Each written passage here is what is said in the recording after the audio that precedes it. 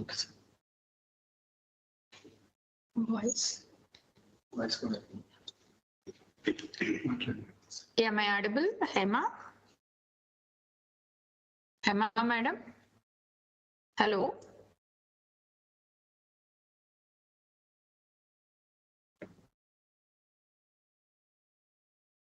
Hello?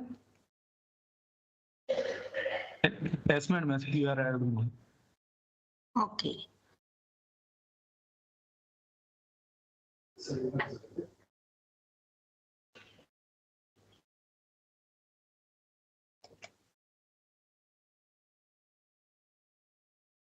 A very good afternoon, ma'am.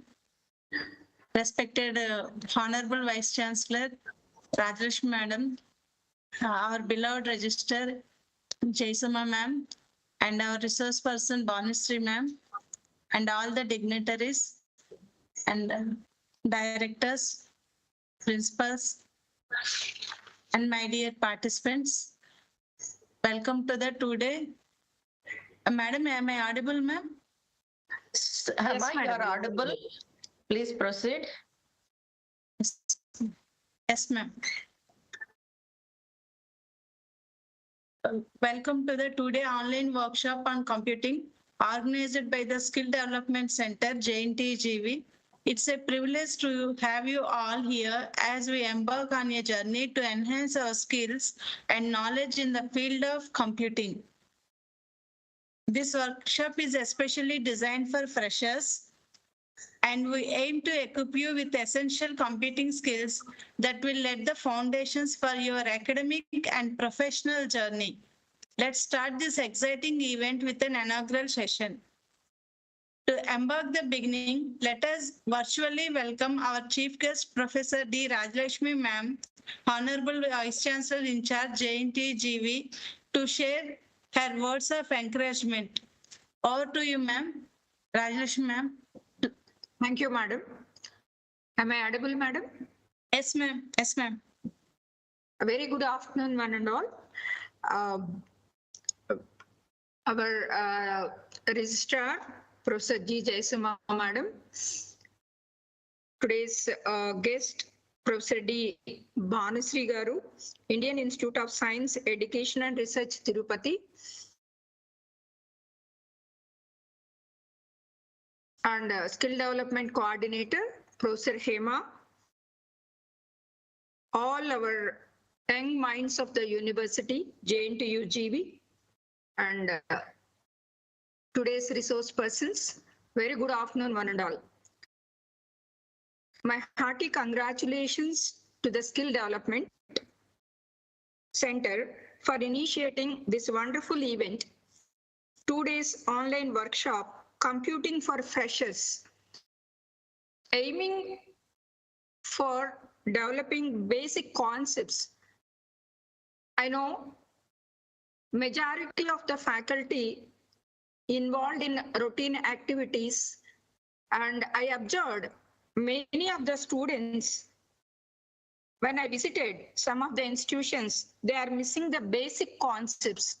So in this regard, university has decided to make foundations on basic core areas, design thinking, AI tools, mathematical foundations, problem solving and algorithm, web designing, pathway to computing, network security, and scientific experiments. So in this context, my appreciations to the registrar madam, especially for exercising these topics for the freshers, because all the freshers, they are future engineers, and in this scenario, you are the persons moving the world, my dear young student friends. So without basic concepts, even if you go inner and inner, it's not that much useful. So in this regard, Skill Development Center has initiated these excellent programs for all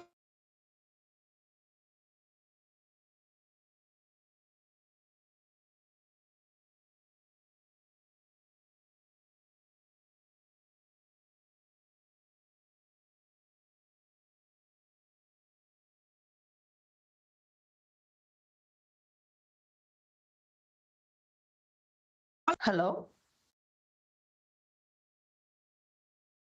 Hello? Hello, Madam Rajlakshmi ma'am. Uh, I think someone has muted her or just to verify. Hama, Yes, ma'am. Yes, ma'am. we are not able to hear Madam her voice.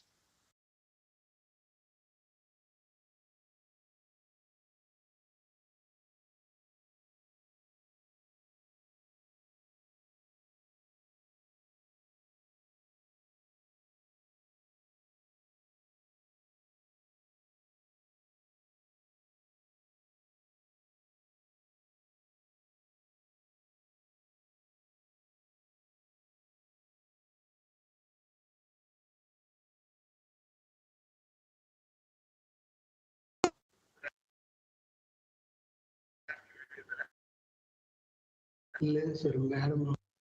Yes, madam. Now it is visible, ma'am. I'm very sorry for interruption. My dear young student friends, Yes. you are in a 21st century. You should have, apart from your regular routine courses, you should have a ability of critical thinking. And there are 4 C's of your learning capability. You should have to think beyond the box. That is one thing to solve the problem. And another thing is you should have, as an engineering student, you should have creativity. So whatever the solution you are finding out, it should not be a normal routine solution. There should be a creativity, and you should have to work collaboratively, and you should have communication skills. So these 4 learning skills as a 21st century students, so you should have. In this scenario, our university has decided to give strong foundation to think critically by introducing some of the latest concepts required for you, AI tools and other mathematical foundations. These are required for all of you. So in this regard, university has started with a good motto of moving forward uh, for making the students to think critically and creativity and work collaboratively and to make communication effectively. We have invited the madam, already Professor Madam from IIT, Professor Bhanasri Garu. So as a first year students, you should have to learn all these basic skills. So I hope uh, other speakers, they are enthusiastically waiting to deliver their lectures. I wish you all success. As a Vice Chancellor of this university, I hope Registrar Madam will arrange more like these programs from skill development. Thank you. Thank you very much for giving me this opportunity for sharing my ideas. Thank you. Thank you so much, ma'am, for your inspiring words and encouragement, and also for your excellent support. Now we are privileged to have Professor G. Jaisama, ma'am, Registrar JNTU. Ma'am, we request you to address the gathering, ma'am. Please welcome. Very good afternoon, and thank you for this opportunity. I congratulate the skill development cell for organizing this program or this workshop, online workshop, titled as Computing for the Freshers. So we are able to have a lot of students who are unable to set the path in the engineering. So when they pass on to 1 year to another year, the first semester to second semester, second to third semester, fourth semester, but most of the people are not, students are not aware about what courses, what field, what thrust areas they need to be concentrate. So in this scenario, we got an idea that why can't we organize such a workshop workshop so that we can guide and mentor the students in the right path, and they can also have the exposure regarding the subjects that they have to know, even though they are from different disciplines, like different branches. Due to the NAP policy that the Government of India UGC has introduced NAP policy in 2020, they can have interdisciplinary domains. So in order to encourage all the stakeholders in the field of computer science or computing, it doesn't mean that the civil student should not know the or learn the computing. So in order to make it available to all the students, we have organized this such a workshop. I congratulate all the students who have enrolled for this program, and this program or this workshop will be interactive and more effective, and this pathway will be helping you to set up your career in your future, and I hope all will be benefited, and please make use of this opportunity. Thank you, Hama madam, for giving me this opportunity. Thank you, ma'am. Thank you for your inspirable words and wonderful support to organize this workshop. Thank you very much, ma'am. Now, without as time is running, let's make a quick overview of the agenda for this 2 days workshop. First, today is day one, and day one we are starting. The first session is motivation and design thinking by Banusri ma'am from IIT Hyderabad, and second session is from 3 to 4 p.m. AI and its tools by Dr. Professor G. Jaisuma ma'am, Registrar JNTU, and the third session is mathematical foundations by Dr. C.H. Bindumadri ma'am, HOD IT, JNTU College of Engineering, Vijayanagaram. So, moving on to the sessions, let's begin with our first session, that is motivation and design thinking. That is by Banusri ma'am. Just a brief introduction about Banusri ma'am. Banusri ma'am is a professor of Indian Institute of Science, Education and Research, Tirupati. And Madam has PhD in International Relations from Sri Venkateswara University, Tirupati. And Madam has 26 years of experience in teaching, consultancy, and research.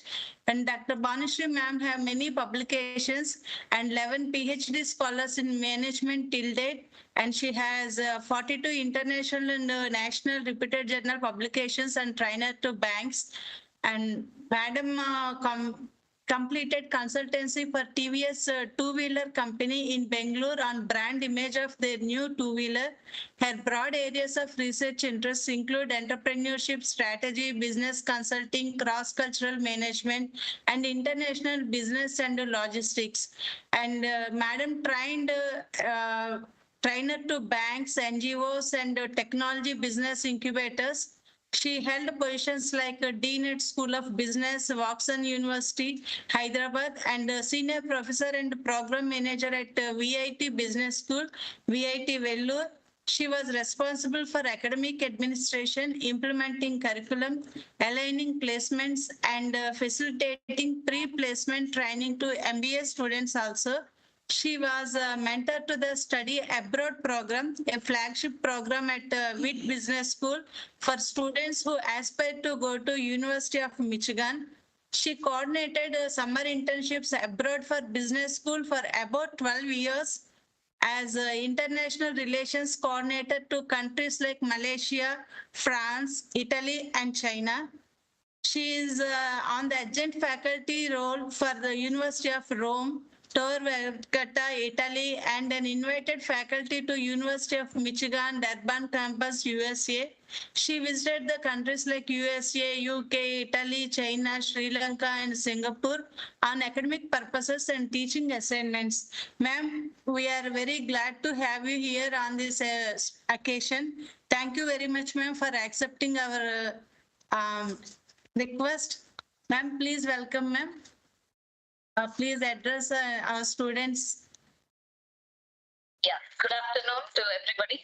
And my sincere thanks to our Honorable Vice Chancellor, Madam Rajalakshmi Garu, and my good colleague and friend, Dr. Jayasuma Garu, who is the Registrar of JNTU, and then Hema Garu for having me today to address this students. Yeah. Can I share the presentation right now? Yes, ma'am. Yes, ma'am.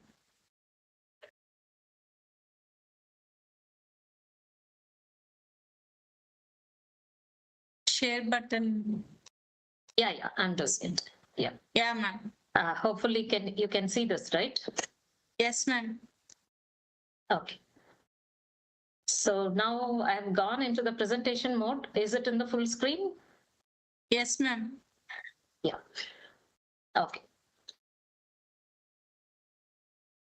So thank you so much for having me here. And good afternoon to all the students over here who are there assembled, and looking forward for a very interesting kind of a session. I promise that I'm not going to make you sleep anyways. Yeah. So coming to this, yeah, okay. So basically, I'm not from IIT. I'm from Indian Institute of Science, Education and Research, Tirupati. So there is a national institution called ISAP Tirupati. And it is our custom that, we should introduce our institution as well whenever we start any presentation. So we are a centrally funded institution and one among the 7 ISAPs which have been established by Ministry of Education for making sure that the students and research scholars do their exciting kind of a research in deep sciences like physics, chemistry, mathematics and biology. And very recently we have added humanities, where I'm also placed, and we are very proud to have our founder director who received Padma Shri for his achievements. He is the founder director of Pune as well, and some of these glimpses will tell you how a central institution looks like, and these are the campus facilities. So that is all from our about my institution. So shall I get into the presentation right now? So like Vice Chancellor ma'am was mentioning, we are in 21st century, isn't it? So I'm very sorry that, we don't have a personal interaction, and I hope I'm audible enough to bear with my audio, like, comfortable. Yeah, yes, hopefully. ma'am. Yes, ma'am. Yes, ma'am. Yeah. It is very clear, ma'am. Oh, thank you so much, Hema Garu. Yeah, so we are just talking about this 21st century skills, and all of you agree with me when we say that, basically the kind of education, the kind of institutions we had when we were studying were totally different, and what you guys are all going through is totally different. And you agree that you are in a very better position compared to us, but with a little pollution and a little spoiled kind of a planet that you're all enjoying right now. And there are a lot of question marks on the capabilities of the governments to really combat with this kind of issues, which are going to be very, very costly and very big in the future. So we strongly believe that you are the future. Now, who are all sitting there in the hall and listening to us, you're all responsible for a better future and a better planet, for sure. And that is where we come into picture, talking about whatever we have spoiled, our generation has spoiled, and what is that you can do. And yes, there are differences, and these differences are going to really make us sit for a while and think about what can we do about this when we talk about this 21st century skills. So for us, our kind of generation, we used to have good teachers, and they used to give us a very strong foundation, and we studied very well.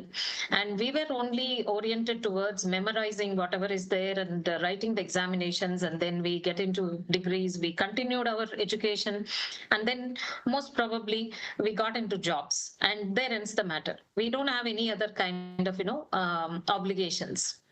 Life was very simple. And then now when I look back at those kind of days, it was a very difficult situation. But you guys, I mean, this new generation has got a lot of things to think about, and a lot of things to master, a lot of things to really adapt to. So we talk about the multi-dimensional approach to learning experience. So just simply being in a classroom, sitting in a classroom and listening to your teacher doesn't give you anything, except that, you may get get a grade because you are very good at memorizing. You just put it back on the answer sheet and then you write an exam. Yes, that's all fine. But what is going to happen when you are coming out of the college? Your college is a very secure and a very good environment, but the world is not so kind. World is not really going to be that naive or good or innocent. When you are in the job market, you are supposed to compete with a lot of people, and like you have a very great university in your place. I always appreciate that. The educational institutions in any area are very crucial for uplifting the standards of life of people. Okay, and then we talk about this multidimensional approach. Yes, you need a lot of learning experiences which are going to equip you for the upcoming jobs, because the job market changed a lot. And whatever we used to have designations like engineer, doctor, these are simple designations, but now we have lots of different kinds of designations and a lot of responsibilities as well. We are working with robots and we are working with a lot of computerization systems, and anything, now you don't have to go and stand in a queue in a bank to draw your money or send the money, whatever it is. So everything is just happening in the device that is there in your pocket or maybe in your hand. Okay, so coming to this, we are just looking at a skill-based curriculum, which is going to be really helpful, totally changing the paradigm shift into content acquisition and rote memorization to focus on the skills and abilities that will actually help the generation of young minds to get into better jobs and better living as well. I'm not only talking about the jobs, I'm talking about better living as well, because I know something. Yes, it's fine, and my neighbor knows better than me, then I'm in a problem, right? I always have to compare and I have to suffer because the guy or maybe the person who is doing better than me is always ahead of me.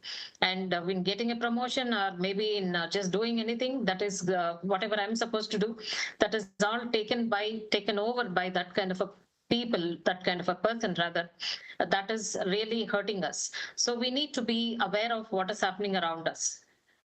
So we need a lot of skills and abilities which are actually going to help us in withstanding with the 21st century challenges, right?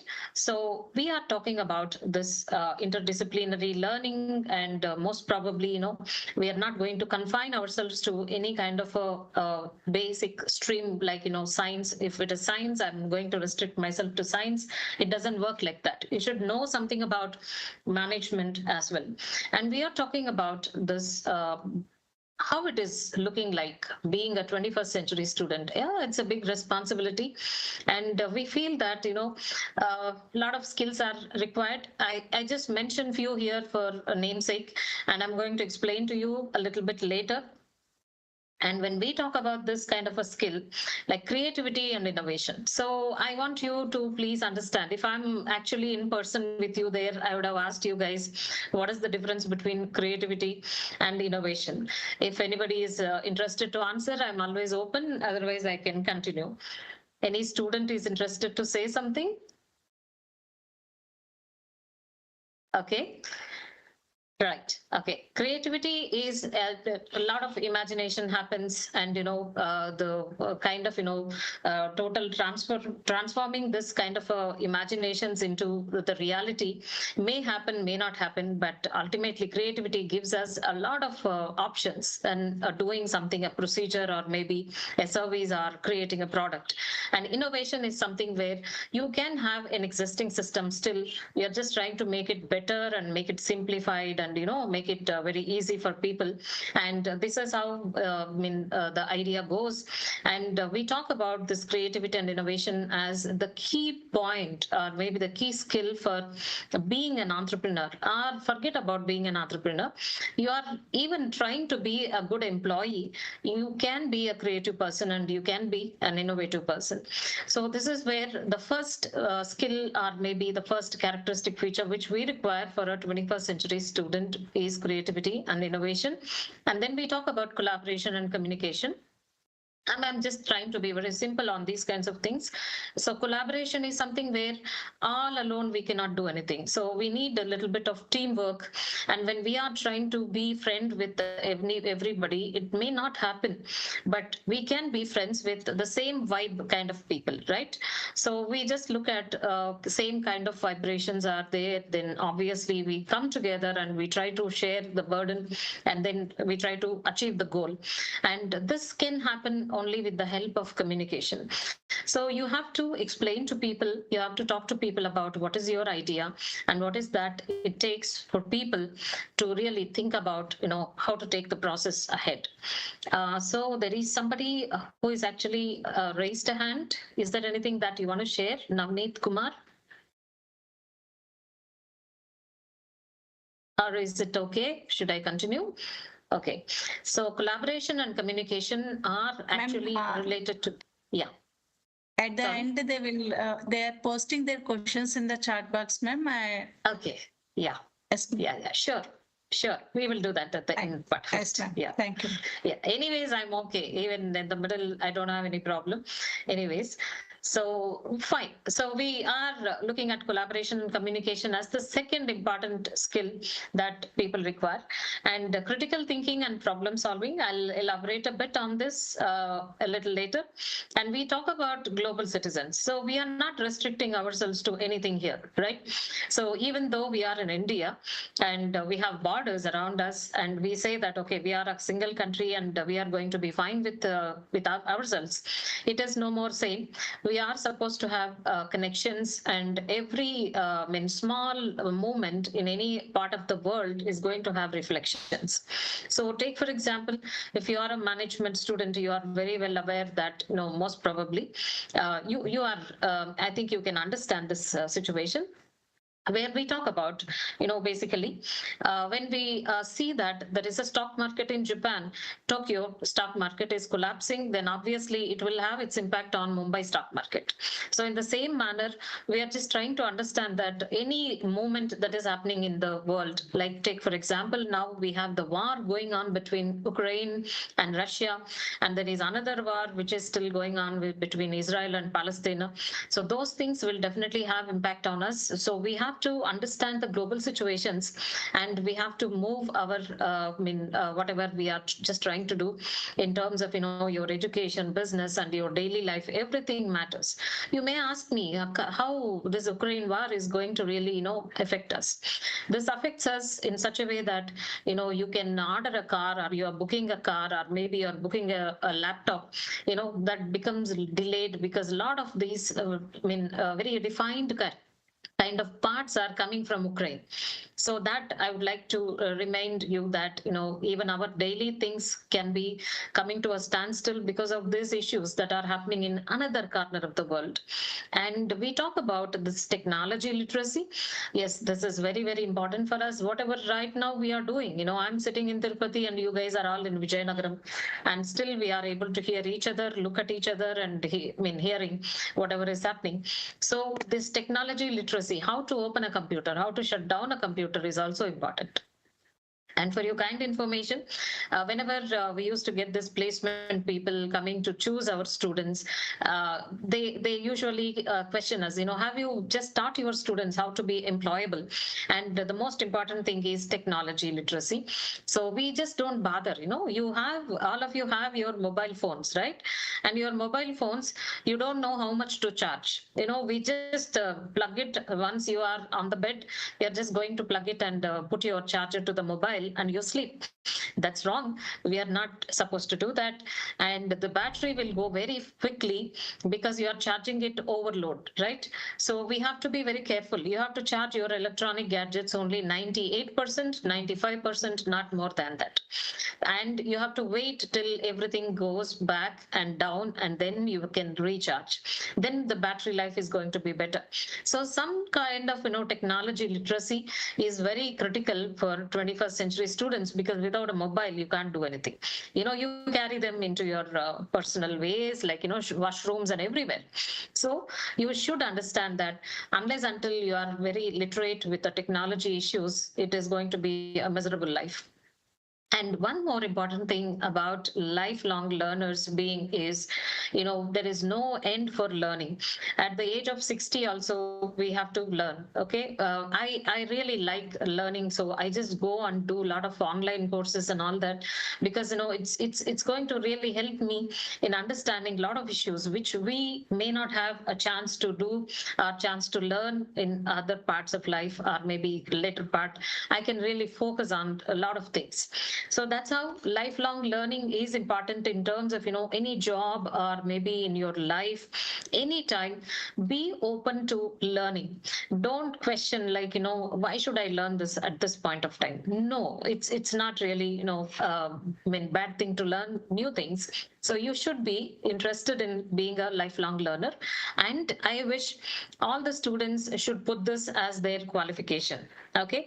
So whenever you are preparing your CV, whenever you are preparing your biodata, and there is a column where they ask you about describe yourself, first thing is you should be able to tell people that I'm a lifelong learner. That is going to encourage the other person to think about you in a very high manner. Okay. Now, why 21st century skills now? And most of the time, all of us, like, the teachers, the faculty, and, the institutions, starting from Ministry of Education, everybody wants us to be on par with the 21st century skills that is happening across the world. What is the reason? I think as engineering students and computer science students and mechanical engineering students, all of you should have awareness about this concept, that is Industry 4.0. And now basically we are talking about this Industry 4.0 in terms of, we have reached Industry 5.0 as well. So when we talk about this, is going to help us in understanding the kind of stages that humankind has passed through, what kind of machinery and what kind of industries we have seen, and how far we are actually coping up with. And everywhere we are able to do this change management, and we are also very innovative. Humans are very innovative, and we are trying to cope up with the changing world. So how is it happening? So when we talk about Industry 1.0, it is mechanization, water power, and steam power. So we used to use the steam power to run the railway coaches, or maybe buses, or whatever it is. So most of the time, we just had the first machine. First invention and machine was a printing machine. So we understood that with the help of a printing machine, manually writing is becoming difficult. But when you have the printing machine, you can just print a lot of things. And that has led to actually mass production. So when we talk about the Industry 2.0, we brought in the concept of mass production, where we saw that, more number of units are produced, we are getting more amount of money. And we decided, okay, fine, we are just making sure that it is becoming foolproof. So we identified quality management, and we also decided on assembly line. Assembly line is something which is actually a very good version of automation, where automatically things are being assembled, and the final product comes into picture. And at this point of time, the great invention was electricity. Electricity helped all the mechanization part and made the mass production as easier thing. And we moved on slowly to, yes, we have the mechanization and everything, but we need some kind of a programming, right? To program and to control things, we required computers and automation. So here we thought about Industry 3.0, where most of the time the high priority was given to computerization and automation as well. And then, yes, we are doing fine, but how do I connect with people? How do I manage different activities that are happening in different parts of the world? Take, for example, we have this car company called Toyota. Toyota belongs to Japan. But for your kind information, Japan is such a small country where they don't have too much of space, like, like we have. India is so big. And they have established all their manufacturing units across the countries, like, all over the globe. So they have to connect with their other manufacturing units, and they need to find out. So it's not only Toyota, but most of the time, a lot of industries are doing the same thing. So when it comes to connecting, so we identified the internet part. So internet, Wi-Fi, and Internet of Things, and cyber and physical systems, and we even have gone to the level of identifying robots and everything. So that is happening only in Industry 4.0, and we are actually at the beginning of the Industry 5.0. We are not actually into the middle of it. We are the very basic threshold of it, where we see that cyber physical cognitive systems, where we are just aligning human brain with the machines. Okay, whatever I feel, whatever I think. Okay, for this, I would like to give you an example. All the boys and girls, you have been using Google search engine, right? So when you are typing something on the Google search engine, like, for example, a book on Shelley's poetry, or maybe a book on automation. So again, when you go back after 2-3 days, go back to the same Google search engine. When you just put like B, all the books will be under this particular what should I say, the panel, right? So they rule down on the panel, and we understand that, okay, whenever I use the word B, then automatically syllable, automatically all other things are coming, similar kind of things. There is artificial intelligence which is reading what is your requirement, isn't it? So most of the time we go back to the history of whatever we have searched for. You can see that AI is studying all that and assumes that, okay, this student is interested only in these kinds of things, so they just give you a list of all those related things to you, isn't it? And even all of you have an Instagram account, and all of you are very happy putting your finger and just moving the reels, right? When you start watching and liking one particular reel, immediately Meta is going to bring in all those kinds of similar kinds of reels to you, and it understands that, okay, these are your interest areas. So am I clear about this Industry 1.0 to Industry 5.0 to all of you, where we are supposed to get into 21st century skills? Yeah. Okay. Okay, so a little bit more about this Industry 5.0 is, it is based on 3 important pillars. These are like, human centric. Now we are mechanizing, we are more and more into machines, and we are also using a lot of artificial intelligence. And this is where there is a threat in the minds of the people, and we are trying to make it like, more and more human centric. Okay, and human centric is something which we call usually as empathy. Empathy is totally different from sympathy. Sympathy is somebody suffering and you are showing them a little bit of kindness, that we call it as sympathy. But when we talk about empathy, you're just jumping into their shoes. You are feeling that, the kind of pressure or pain they are feeling, or maybe happiness they are feeling, and you assume that, okay, I'm also in the same state of mind or situation, then how it is going to be. That is where we use this word human centric as empathetic situation. So now the businesses, the kind of industries are all looking at producing products which are human centric. Okay, so we talk about the mobile phones which are actually identified with your fingerprint or face recognition, and we have CC cameras which are actually very alive. They are very dull, and all of a sudden there is a moment they become very alert. These are humanoid kind of cameras which are actually identifying the movement immediately and alerting something. So we see that everywhere we are trying to figure out that human centric attitude is important in Industry 5.0. And resilient is, you fall down and doesn't matter, fail, no problem.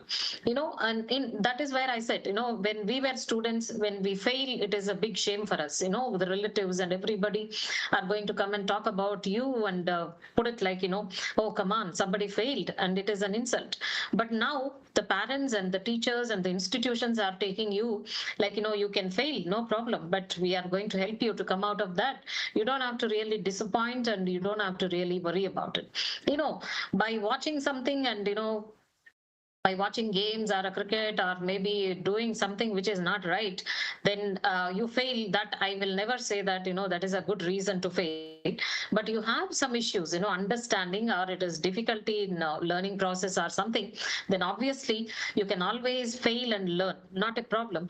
And whenever we do projects, semester projects or anything, there is a chance that you may fail, but that's not going to really put you down. You can just get up and say that, okay, what is happening, what went wrong, And this is like self introspection, and then we try to understand, okay, where is the problem and how can I really correct it. And this is where resilient thing is also very important in industry 5.0. And sustainability, yes, like I told you, we are the generation, we spoiled the planet very much, the 1970s and 60s people, because at that point of time the world was going crazy with the use and throw kind of products. Plastic was the most fashionable product in those days, and we have manipulated and we have totally exploited the plastic, and we put everything back into the planet, and where it is now very, very difficult to repair the kind of damage that has happened.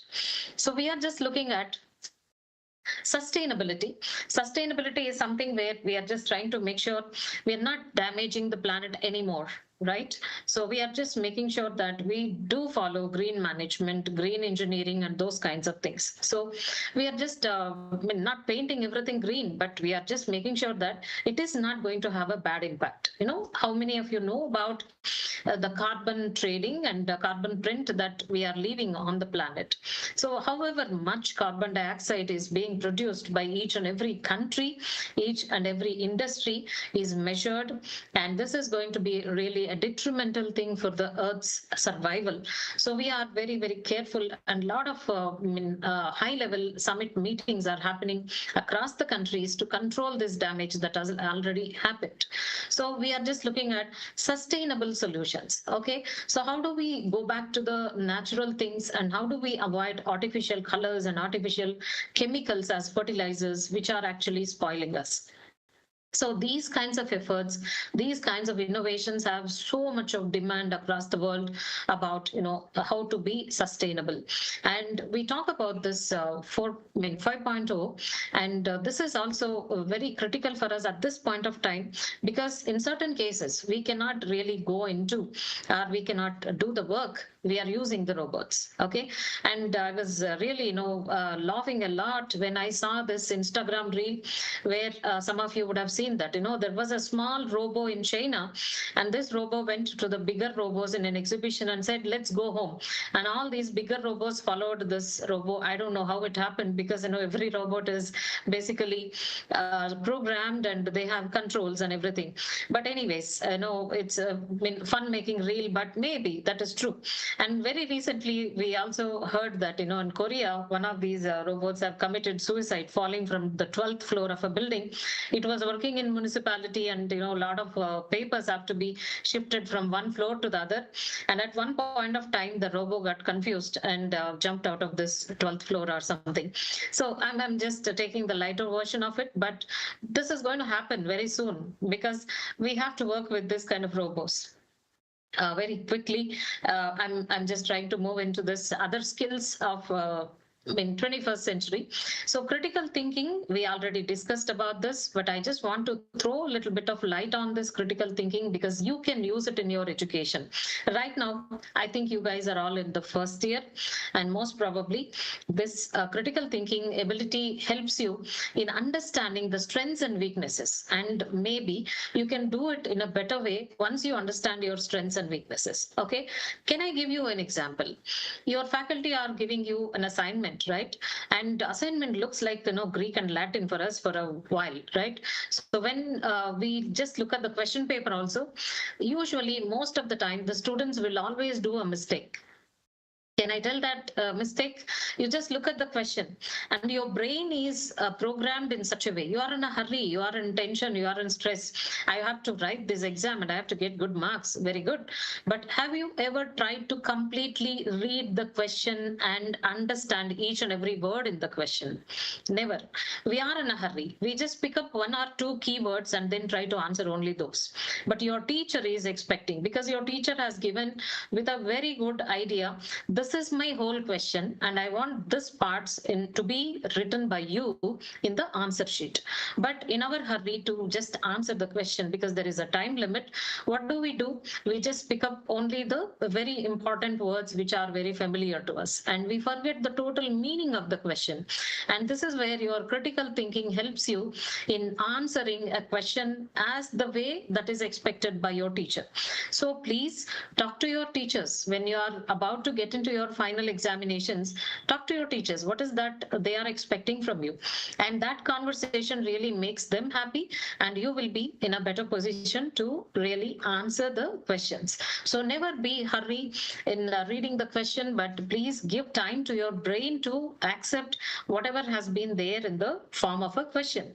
And we also talk about, a lot of dispositions are there. Like, you always close the mind. Okay, I learned. Okay, I have this many points and I finished learning. This is enough. I'm not going to look at any other dimension of this particular answer, right? No, don't do that. When you are just looking at it, with open mind and try to figure out, okay, this is only the way of doing it. Is there any other way of doing it better? Okay, set some criteria for yourselves where you can standardize your answer, right? And argument is something where when you question, most probably you will try to get more and more different answers. So you don't have to really disturb your faculty. You have 2-3 good guys who are actually of your vibes. You can just ask them to sit with you and then keep asking questions. Each one of you ask yourselves questions. So you will be trying to answer them. Obviously, at this point of time, you find a lot of solutions for a single problem.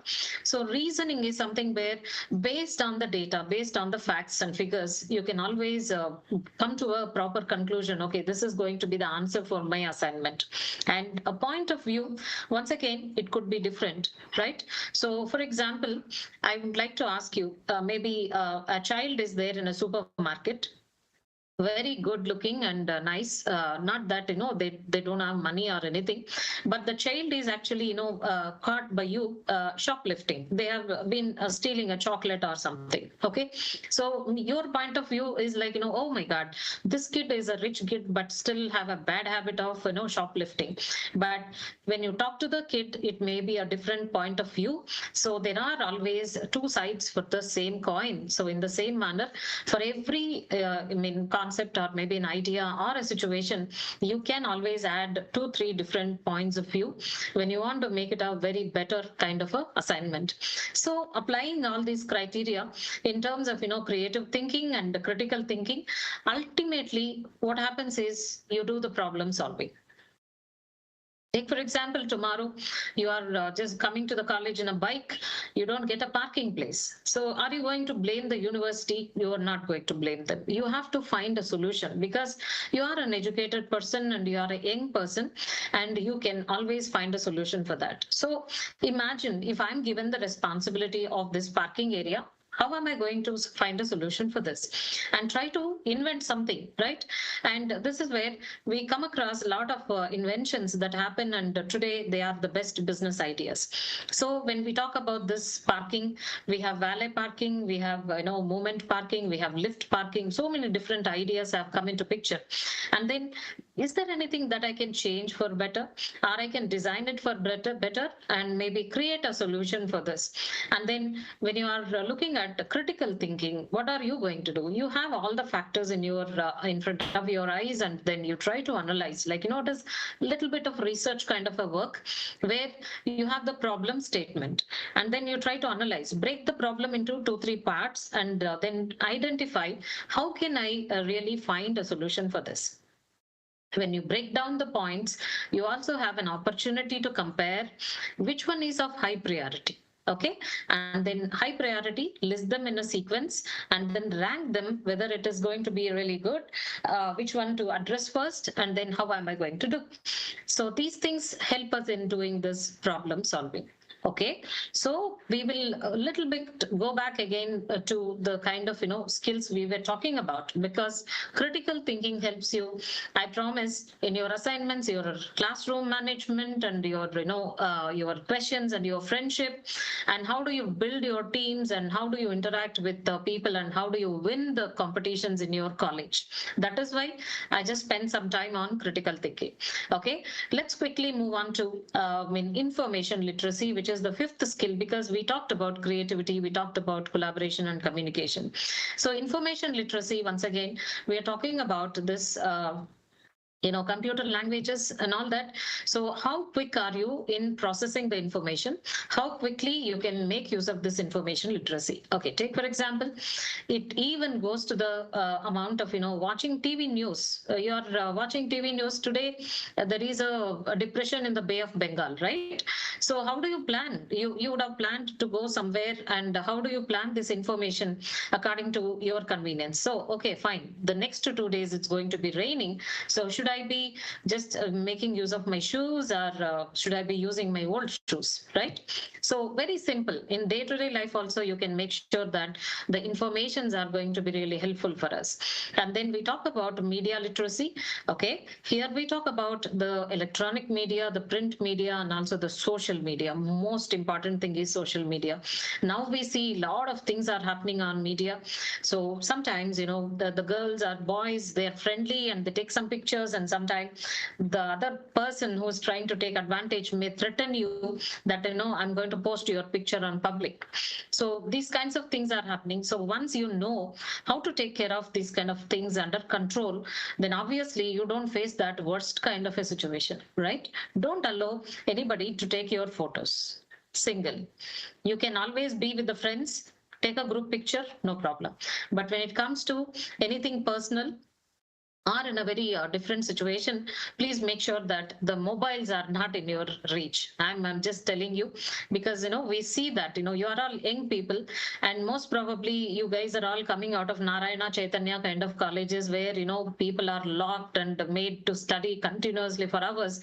And once you are into your UG degree, automatically you feel the freedom. That doesn't mean that you can do anything or everything under the sky. There are limitations. We should understand, right? Everybody is not your friend. You have to be very careful unless until you go around with them for some time. You have to understand their intentions. And media is something which is actually creating so much of problem among the young minds. People are trolling them and people are talking bad about. So we are living in 21st century. We have to understand that. So be very careful with the media literacy and technology literacy. We talked about it. And eighth one is flexibility. Flexibility in terms of learning and adapting new things. There is nothing like you should be like you can change yourself. Like we are changing our dress and hairstyle and everything year to year and everywhere. So learn about even if your institution is allowing you to sit in a literacy class or maybe a management class, go and sit there, learn as much as possible. And the ninth point is leadership. Nobody is going to come and ask you, come on, you be the leader, you be the class representative. Nobody. You have to volunteer, you have to show your leadership skills. And you know what happens when you are a leader? You are supposed to be guiding and influencing the others. Okay, don't take that burden. You can always take the advices, and you can always involve people. When you are into collaboration, automatically you share the responsibilities, and you can still be a team who are really doing good in your class. And we talk about initiatives. This is where I said, some of the institutions nowadays, most probably the private institutions, are making it a point as a scoring point, whether you win or not. All the students are supposed to participate in one competition or the other. This actually gives you a view about what is the situation. You don't go there only to win. You just go there, participate in a competition. That will give you a lot of ideas about what is happening across the world. And we talk about the productivity. We have lots of strategies where you can be more productive than what you are right now. So we have certain skills where you can really think about it. I will remember this point when I'm taking you to the other slides. So social skills are those like being friendly and talking to everybody, not losing your temper, and trying to be cool, and being friendly with your teachers is also very important. So whenever I said, being friendly with your teachers, don't go and disturb your teachers. Not like that. When they are in the class, try to communicate with your teachers. And if you have a genuine doubt, you can always ask, and you can always engage in a conversation with your teachers, which makes them really comfortable. And we talk about why people should learn this kind of skills, because the people who are going to engage you are looking at you with a lot of other skills. we usually call the placement as a center for taking care of our training, because we talk about the CTC. What do I mean by CTC? CTC is cost to the company. Okay, when I'm a company person and I'm coming and trying to recruit you as a employee, obviously I'm just looking at what is the level of your skill set. Are you good in speaking? Are you good in maintaining time? Are you good in your grooming? Are you clean? Are you really capable of presenting yourself in a pleasant manner? So these kinds of things I just look at. And I also look at the other kind of things, like when you are leaving the office, are you switching off the fans, right? So nowadays, don't think that all the people will come with a very beautiful personal secretary and a car and a parking and a AC room. No, first when you enter into the job, you will be doing all the jobs, right? Even sometimes cleaning your desk and everything is your job. Nobody is going to come because you are at the entry level, please understand. And we try to prepare you for your future careers with the imparting this kind of 21st century skills, where it's going to be more of human centric. That's what I was telling. In industry 5.0, we have 2-3 things which you have to keep in mind, that is resilient, and you have to be very human centric and empathizing. And leadership is also very important for you. Even when you move from one semester to the other, you have to learn more. When you are taking the responsibility, obviously you are better off than the other colleague. And we talk about the other kinds of issues where you have to manage the information that your teachers are giving, and you have to manage the media and other things related to your institution. When you are doing something on the media, you are not just a person, you are student of so and so college, isn't it? So keep that in mind, and most probably you should be able to do this, like handling things in a proper manner. Okay, so when we talk about productivity, you remember I spoke to you the 11th skill of this 21st century skills. I talked about the productivity, where I'm supposed to explain to you what are those productivity strategies that you can really look at yourselves.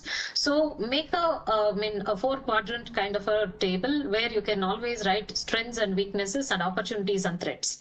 Okay, always remember, strengths and weaknesses are inside you. As a human being, you know better. What is your strength? You may be a very good speaker, very good in English, very good painter, very good, what should I say, sports person. How is that strength is going to really help you in better, making yourself better, or offering a better position for yourself in the job, or maybe most probably in the class. And all of you know that, when you are a very good sports person, companies come forward to sponsor you and take you as an employee. Take, for example, Mahendra Singh Dhoni.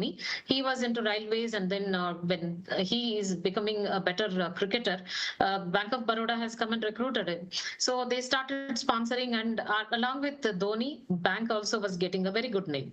So any kind of a strength, nourish it, and you have to reap the benefit. And we talk about the weaknesses. Yes, I'm a late comer, or maybe I'm a late sleeper, then we cannot get up early. So these are the weaknesses which are actually, under your control. Only thing is you don't want to repair them. Otherwise, once you repair your weaknesses, they all become strengths. This redness, all that will become green. Okay. And we talk about opportunities, threats. These are actually not under our control. These are all coming from external sources. External sources are those like, the circumstances which are not under our control. Now, take for example, we are talking about the car automobile industry. Now, we are not really going to have the petrol and diesel for long years. We are already looking for alternatives, and already we have electric motor companies and which are coming into electrical scooters. Ola has started its manufacturing. So whenever there is a change in the industry, we should understand there is an opportunity. And maybe those kinds of things you have to think about. What is my background? What is my strength? And how can I get an opportunity in the current situation? And threats are also coming from outside, not under our control. But sometimes, these threats, when you are able to define them, give a statement, break them into points, and then order them according to the priority, all these threats can become opportunities. So are you with me about this SWOT analysis, which is going to really help us every time? Don't do it at one point of time and then forget. Okay. I can tell to everybody in the life that, every point of time, every year, I do this. I just do SWOT analysis for myself. Where am I? And how am I doing? Am I really good? What is my weakness right now? My previous weakness may become a strength, but previous strength may become a weakness later. So it's a constant process where we need to understand how can I look at my SWOT and how can I improvise myself. And as students, please do this. Your faculty are arranging a lot of guest lectures. They bring industry people. When you go to that company, that CEO, he will not even allow you to come into the gate. But just because people like, your registrar ma'am is there, she's very friendly person, good networking. So when she calls, I can never say no to her. But when you are coming to ISER, we will not even allow you in the gate, right? So as an individual, I'm just telling you. So we just understand that the guest lectures are an opportunity for you to see the great people very closely, talk to them, say hi to them. Nothing you are going to lose out of this, but the guest will remember, okay, the students are very intelligent, very smart, okay? He remembers the institution name as well. And attend the conferences, seminars, and discussions. Whether you are presenting a paper or not, it doesn't matter. But please participate in this, because textbooks are all done 10 years back. When we talk about any conference paper or a research paper, these are all latest innovations that are coming onto the top of the stage. So we are also looking at experiential learning. Make these assignments as very interesting and make it like a experiential learning, where you're just trying to implement something and you can show it to your teacher how practically you can really bring in this assignment. And we talk about industry visits, where whenever these industry visits are organized based on the security or something, we usually avoid them. But most probably, with all the precautions, please go to the industries and be there on the shop floors, understand how manufacturing is happening and how things are happening in different industries, and try to be a leader, a team member, guide, and philosopher. Okay, you can say that, come on, we are young, we are not philosophers. Okay, you have a thinking pattern which is going to make you a different person. So obviously that is where I use this philosopher word. So be a leader, try to be good to each other, but don't go to that extent like you're disturbing others, right? And because I know the classroom politics, how they happen. So we talk about this important part, like talk to your faculty. And that is more important. When you are exchanging ideas with your faculty also comes to a understanding, okay, this student is really good into. And don't ask them about a movie review or anything. That also you can do, not a problem. But as much as your faculty are comfortable with you, okay? And then we are talking about the climate change part. If you are aware of climate change, then most probably this is where I was telling you, you have bigger responsibility of repairing the planet. So you have to be very, very smart about managing technology and also information and everything. And be responsible for the waste we produce. A lot of times I see that universities struggle a lot to manage the waste that is produced, because most of the time you are in the classroom, not in your home. And when you throw something, mommy is very angry, she will be shouting at you. But when it comes to the class, nobody is going to shout at you. So pull all the things and then put all the waste into the classroom. Please don't do that. And most probably you can just take care of the responsibility of managing the waste by yourselves and be responsible. Switch off the fans and lights and all those kinds of things. Help your university to grow, as we are just managing the green power as well. Okay, so quickly I will take you to design thinking. Design thinking is again highly related to Industry 5.0, where we talk about empathy. Okay, so IDEO is a company where we just look at, how they really take care of the process of design thinking. So usually the same thing I'm going to repeat again, but, it is done with a purpose, like, you should remember, okay, This is the process I'm going to use. So always you want to find a solution, just frame a question, try to get a lot of information about that, and try to generate ideas and make ideas into tangible things, that is achievable things, or maybe visually you can see certain things and then make examples and try to learn about them and share the story. This is how the design thinking process goes. And when we talk about the design thinking, originally happens in such a way, like, empathize first and then ideate it, and then we are talking about defining it, and then we prepare a prototype, and then finally put it to test, where we try to understand, okay, when I try this, how it is going to work out. Okay, now I just want you guys to understand, this is a shopping cart which is used by most of the time Western countries. And when you go to UK, Tesco, and most probably you go to Walmart in USA, these things are very common, but for us it is not yet really happening. So we have different carts, and most probably the people who have been to IKEA would have seen this kind of carts. It is easy for us to identify. So when multinational companies come, we do get this technology transfer. So you can really take care of everything in IKEA except for billing. You have to stagnate at the billing counter, not a problem. There is a video about it. I will show you the end part of it. So now coming back to this empathizing part of it, sometimes this empathy doesn't really work. Okay, so I will bring to you some of these products which have been a failure.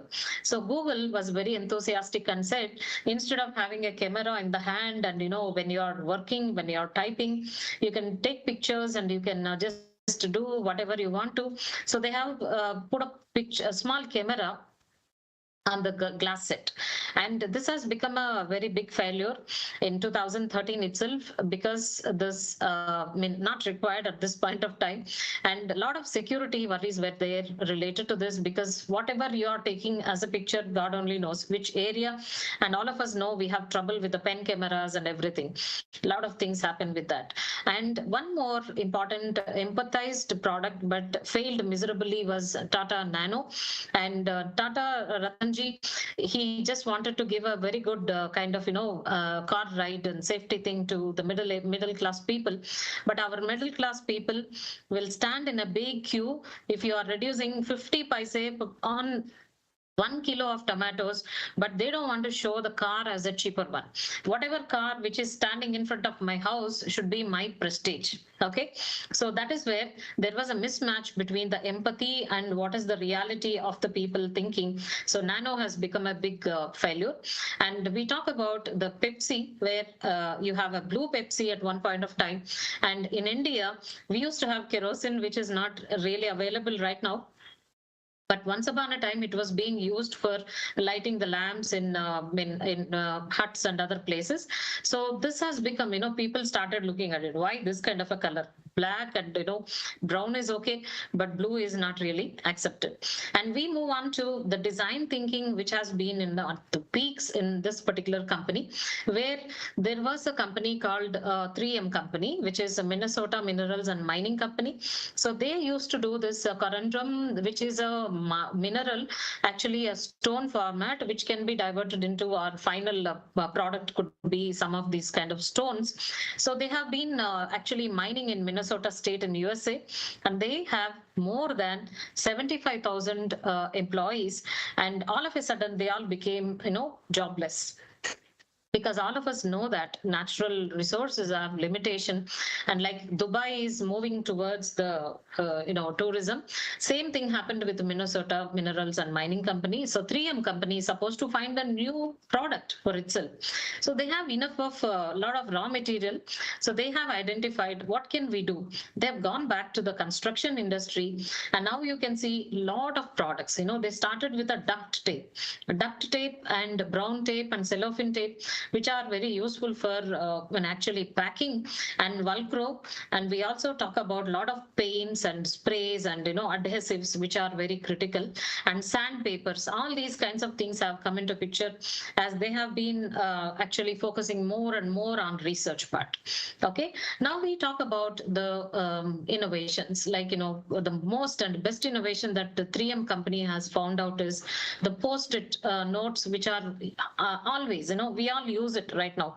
In everybody's home, we see this post-it, right?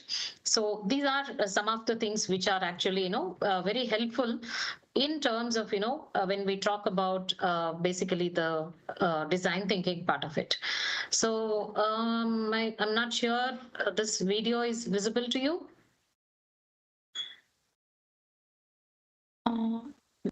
Ma'am, only screen share is there, ma'am. Video is not visible.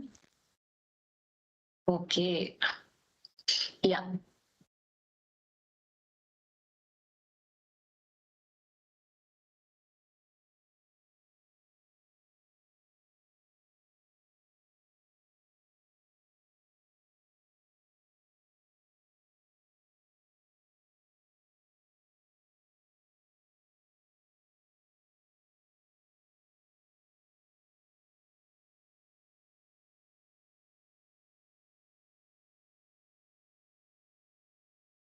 Can you see this, ma'am?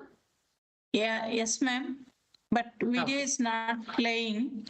Screen is visible. I stopped it to hear to your voice. Yeah. Can you Yes, now? ma'am. Yes, ma'am. Yes, ma'am.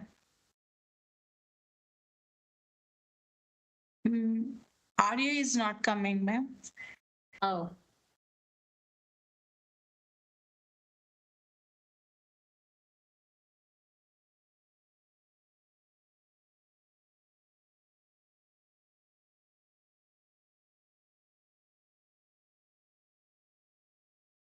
You didn't get the audio yet, ma'am? No, ma'am. Audio is not coming. One second. Trying to.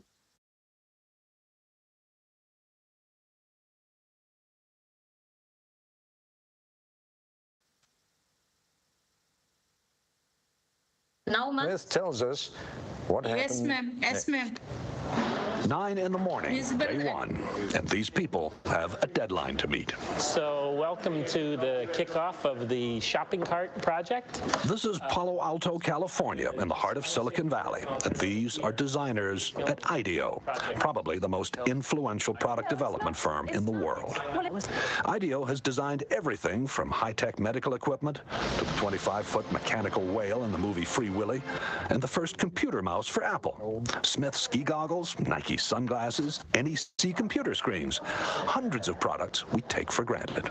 The point is that we're not actually experts at any given area. We're kind of experts on the process of how you design stuff. So we don't care if you give us a toothbrush, a toothpaste tube, a tractor, a space shuttle, a chair. It's all the same to us. We want to figure out how to innovate by using our process, applying it. Project leader is Peter Skillman, a 35-year-old Stanford engineer. Project leader because he's good with groups, not because of seniority.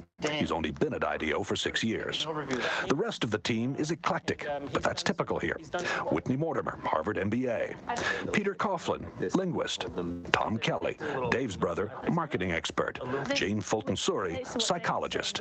Alex Kazaks, 26, a biology major, who's turned down medical school 3 times because he's having too much fun at IDEO. Safety emerges early as an important issue. 22,000 child injuries a year, and so they're hospitalized injuries. I mean, there are many others. And theft. It turns out a lot of carts are stolen. As the team works, it becomes clear there are no titles here, no permanent assignments. The other side gives us a lot of help, says, be safe. I'll give you a big red ball on a post, and that says you're a big guy. If you got a ball, you're a senior vice president. What do I care? The desk, the red ball, it's all the same.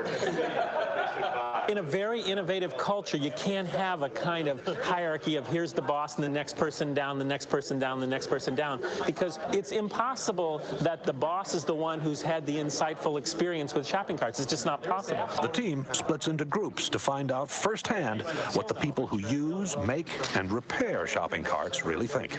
Okay, go. The problem with the plastic cart is the wind catches it. Yeah. And these things have been clocked at 35 across the parking lot. Oh, man, that's actually a pretty good point.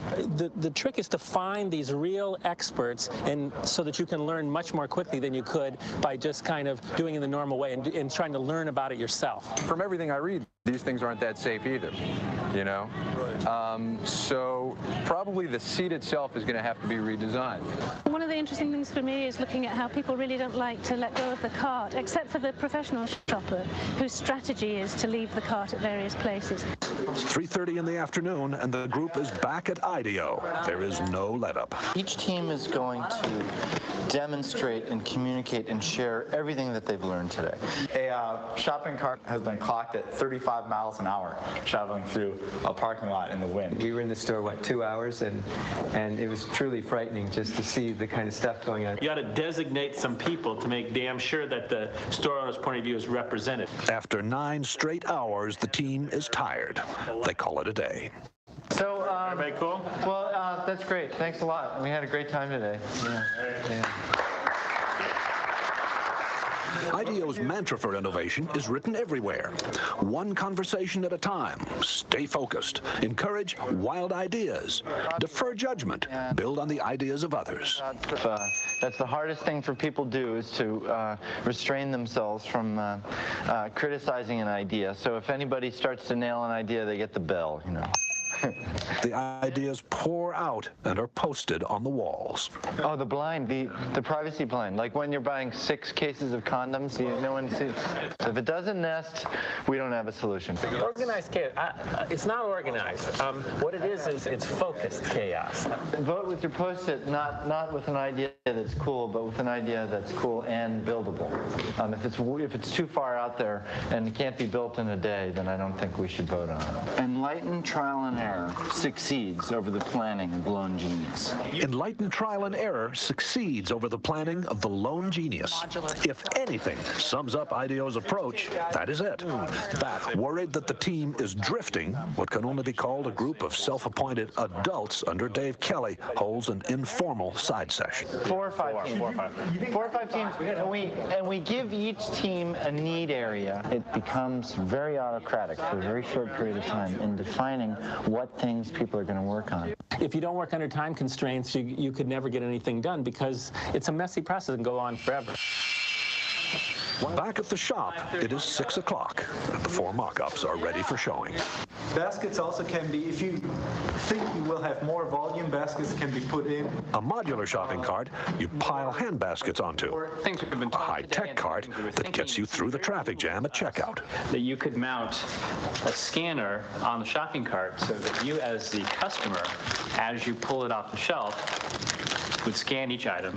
One that's built around child safety, and another that lets shoppers talk to the supermarket staff remotely. Yeah, where can I find a yogurt? But the adults, again, decide more work needs to be done before the mock-ups can be combined into one last prototype.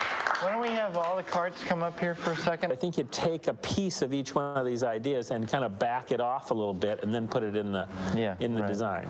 The design is still not there, but there's another motto at IDEO: fail often in order to succeed sooner. And some of the team will be up half the night trying to put together a design that finally does work. Very good. There it is! So we took the best elements out of each prototype. The cart, which is designed to cost about the same as today's carts, is different in every other way. What do you think? Well, I'm very proud of the team. I think it's great. Does this work for you? Works for me great. It's also beautiful. The cart's wheels turn 90 degrees so it can move sideways. No more lifting up the rear in a tight spot. And you shop in a totally different way. The bags are hung on hooks on the cart's frame. Remember, there is no basket here. first I was a little shocked, but I think you have some fantastic ideas here.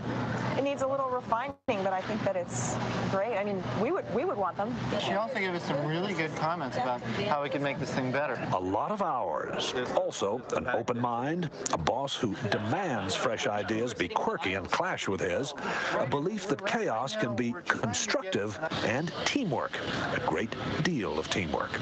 And these are the recipe for how innovation takes place. This is Jack Smith for Nightline in Palo Alto, California. Welcome to the ultimate IELTS.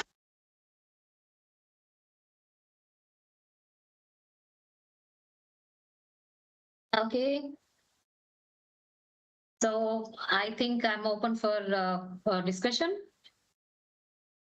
As students, anyone having any queries means raise your hand. We will unmute yourselves.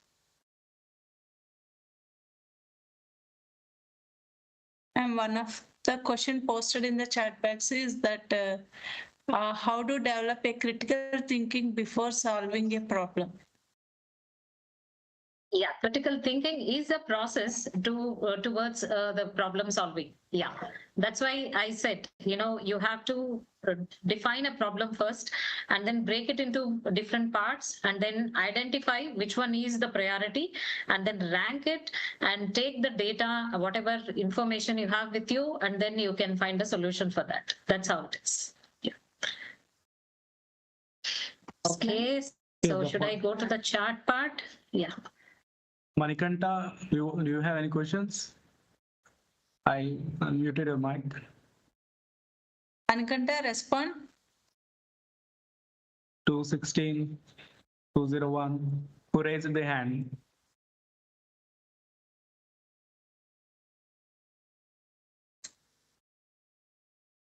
Ma'am, thank you very much for your deep I'm so insights. sorry we overshoot the time, but still. No, ma'am, no, it's very useful and very motivational, ma'am. Your deep insights about that creativity and innovation. Not only that, ma'am, collaboration and communication, critical thinking and problem solving, skills for lifelong learning, 21st century skills, now and during the information age also. Yeah. Thank you so much, ma'am. And also you have touched the topic Industry 5.4, skills required to start and grow in chosen career path, which is very required for our students, and also strategies for growth. And also, till now we have studied SWOT analysis for institutes, for companies like that. But here you have discussed our SWOT analysis for ourselves also, ma'am. Thank you so much, ma'am. Thank you for your deep insights. Thank you so much. All the best to all of you. And thank you to Vice Chancellor ma'am and Registrar ma'am and Hema ma'am for giving me an opportunity to interact with your students. Thank you, ma'am. Thank you. Yes, ma'am. We will in touch with you, ma'am, and we will request your cooperation in the same way for future also, ma'am. Definitely, definitely. Thank you so much, Hema. Thank you, ma'am. Yeah, see you. All the best to all of you. Thank you, ma'am. Now, the next session is by our beloved registrar JNTU Jaisama ma'am and on AI and its tools. Students, welcome to the second session. Ma'am, Jaisama ma'am, please welcome ma'am. Yeah. Over to you. Thank you, ma'am. Is it visible? Yes, ma'am. Yes, ma'am. PPT is visible? Yes, ma'am. Yeah. Clear, ma'am. So, right. Good afternoon to all the stakeholders of JNTU GB. And in today's lecture, I want to share some insights about artificial intelligence and some of its tools. So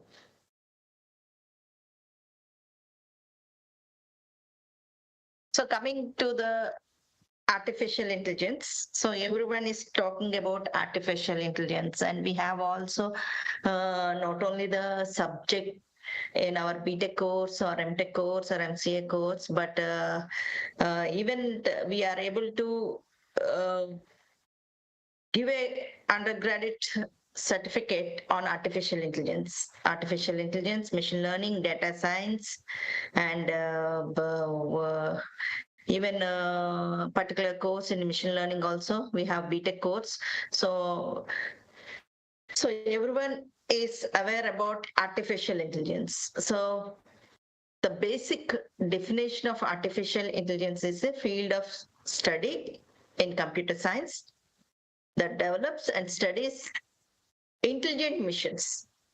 So here we are able to note that artificial intelligence generates as well as develop the intelligent machines. So artificial intelligence is an interdisciplinary science with multiple approaches, advancement in machine learning and deep learning. So this is the universe of artificial intelligence. Here you are able to see artificial intelligence, machine learning, neural networks, deep learning, and generative AI. So here, whatever the things that are visible in this slide, that is from artificial intelligence, we have many domains or courses included in artificial intelligence. From this, we can say that it is an ocean. Artificial intelligence in the ocean, just not like a single subject that what we deal in third year or second year, or when it comes to the BTech course of artificial intelligence and BTech course of AI and ML, BTech course of data science, or BTech course of machine learning and data science. So whatever the course it may be, you will be relevant subjects that are packed or embedded or together need to be studied are many. So here the basic definition we have seen, that is we will be able to develop intelligent missions. By using artificial intelligence, we can develop intelligent systems. Here we can categorize the artificial intelligence into traditional artificial intelligence and generative AI. That means traditional AI and generative AI. When it talks about the traditional AI, we will be writing some rules or generating some models and able to find out the result. When it comes to the generative AI, we'll talk about it will be talking about the more about the content. That is, it is a type of artificial intelligence that uses model to create new content such as text, images, videos, music, and also audio also. So here in generative AI model can learn from the data and generate new data and instances. So the title of this session is Artificial Intelligence and its Tools. So the tools are nothing but generative AI. The tools is nothing but the generative AI. So when it comes to the here, we are in the artificial intelligence session, we are able to see lot of topics, that is natural language processing, computer vision, expert systems, robotics, automatic reasoning, fuzzy logic, soft computing, planning and scheduling, knowledge representation, speech recognition, AI ethics, computing. All these subjects comes under artificial intelligence. So here, when you see this, another subset of artificial intelligence is machine learning. Machine learning, the name itself saying that is machine can learn by itself. That means we will be inputting some data to the machine. Machine means nothing but the system or the computer system or the system what we have developed, model what we have developed, will give data as an input to the system, and this system will learn and generate results by using large amount of data without explicitly programming. And also we can add, that is, if you are not satisfied with the whatever the result that is obtained through these machine learning models, you can add more optimized techniques or neural networks or deep learning techniques in order to increase the accuracy of the system. So in machine learning also you are able to see lot of topics, that is dimensionality reduction, decision trees, support vector missions, ensembling methods, feature engineering, unsupervised learning, semi-supervised learning, reinforcement learning, classification, regression, clustering, association rule mining. So in machine learning also you can categorize into 4 divisions, that is supervised learning, unsupervised learning, semi-supervised learning, and reinforcement learning. When it comes to the supervised learning, here you will be having class labels. That means the learning can be done. That means the training samples will be accommodated with the class labels. When it comes to unsupervised learning, you will not have the class labels. In semi-supervised learning, it will be embedded with both class labels as well as unclass labels. That means without class labels, the training data. So whatever may be the method, whether you're using natural processing language or computer vision or machine learning or neural networks or deep learning, you should have a training data. That means you should give input to the model or the system a data. So here, for human beings, in order to survive, we need what? Oxygen. Similar way, for artificial intelligence or machine learning or neural networks or deep learning, we should have an input which is called as data or training data. So data is the fuel for the artificial intelligence. Without data, you cannot perform anything. Without data, you cannot perform anything. So coming to the neural networks, what is meant by neural network? Neural, that means this neural networks, each input unit will be represented as neurons. Each input unit will be represented as neurons. So here, this is the method of artificial intelligence, and that teach computer to process the data in a way that is inspired by the human brain. It just acts like a human brain. So here you have convolution neural networks, LSTM, that is long short-term memory, GANs, that is generative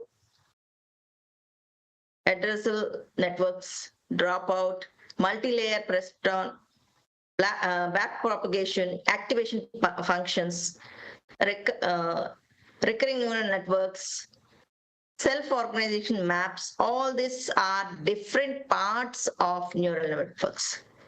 So that is neural network. When it comes to the deep learning, in deep learning, it is a type of machine learning that uses artificial neural networks to teach computers to process data in a way that resembles the human brain. So why the deep is given? Because it contains multiple layers of neural networks. When you talk about only neural networks, it will be having a single layer, that means one hidden layer, one input layer, and one output layer. That is, it contains only 3 layers: input layer, output layer. The output layer tells about the result. Input layer tells about the training data, what you have give the input. Hidden layer will be processing or computing. So you will be having simply 3 layers in the neural network. When it comes to deep learning, it will be having multiple neural networks. It will be having multiple neural networks which will be activated by using activation function. By using activation function. Deep neural networks, deep convolution neural networks, deep reinforcement learning, capsule networks, transfer learning. So all this terminology that comes under the artificial intelligence. Next is generative AI. Generative AI is nothing but the artificial intelligence tools. It gives tools. So what is the meaning of the generative AI, or the definition of the generative AI is, so in case of generative AI, here it uses the model, artificial models, or artificial intelligence models to create new content such as text, images, videos, music, and audios. So in generative AI model can learn from data and generate new instances. The example for the generative AI is simple ChatGPT. Everyone knows about ChatGPT.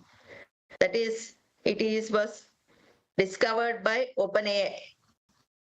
OpenAI. You can have online also the ChatGPT. Most of this, even the school students are able to use the ChatGPT in order to perform some task. In order to write a leave letter, they are using the ChatGPT and writing a leave letter. So if they have any doubt in some topic, they are simply presenting that keyword and generating the text from that one and able to learn from the ChatGPT. Most of the students are even doing their assignments in ChatGPT. So these are all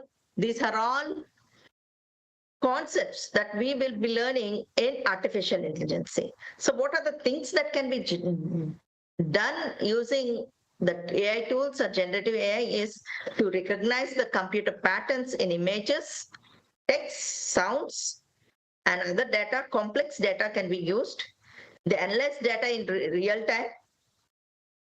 Okay, and we have a lot of applications that can be done, that like image recognition, natural language processing, speech recognition, facial recognition, fraud detection, supply chain management, cyber security, predicting the stock values. When in case of machine learning, you can use only data. That is, the input to the machine learning, you can give data in forms of values or symbols or text or this. You can give the data. But when it comes to the deep learning, you can give the data in form of image. You can give the data in form of image. You can generate multimedia access also. You can give complicated patterns as an input. So we have, in order to deal with this type of data, we have another topic or another subject in artificial intelligence which is known as computer vision. Computer vision. This is the field of artificial intelligence that allows computers to analyze, visualize the data like images, videos, to understand and interpret it. So these are the techniques that we can. So now we can go in detail with each topic, and we can go to the artificial intelligence tools. That is, here the simple definition of artificial intelligence is program. Artificial intelligence it is a program with the ability to learn and reason like humans. And we have another term called as data science, generation of actionable knowledge from huge amount of data by using statistics, mathematics, and computer science. So people think that mathematics is required only in the first year or in the schooling or in the high school. But when we want to expertise your in the field of artificial intelligence, always mathematics, statistics is required. Okay, why it is required, what topics are required, we'll discuss in this class also. And again, another definition of machine learning, simple definition: algorithms with the ability to learn without being explicitly programmed. Deep learning, subset of machine learning in which artificial neural networks adapt and learn from vast amount of data. Vast means huge amount of data. You should have huge amount of data in order to perform deep learning techniques. And another concept that is there in deep learning is transfer learning. Storing knowledge gained while solving one problem and applying it to a different but related problem. So these are some of the keywords that is being used in the artificial intelligence. So now we'll see that what are the tools that are available. What are the tools in order to perform for the text? ChatGPT is very popular tool that we can use for text. For images, Midjourney is the popular tool in order to deal with Midjourney or the images. Videos, Runway. And audios, we have 11 Labs. Marketing, we have this one. And chatbot, we have. So these, for presentation, we have Gamma tool. That Gamma tool I want to discuss today. I want to introduce the Gamma tool to you. And social media, and research and copyright writing, copy.ai, Grammarly. These are all the tools that are available now with us, and some are paid and some are free, and for 1 month or 2 months you can use them with your student ID, and you can also know what type of content you can make from these tools. You can explore them. Okay, so this is the overview of the tools that are available, and much more tools that are available now.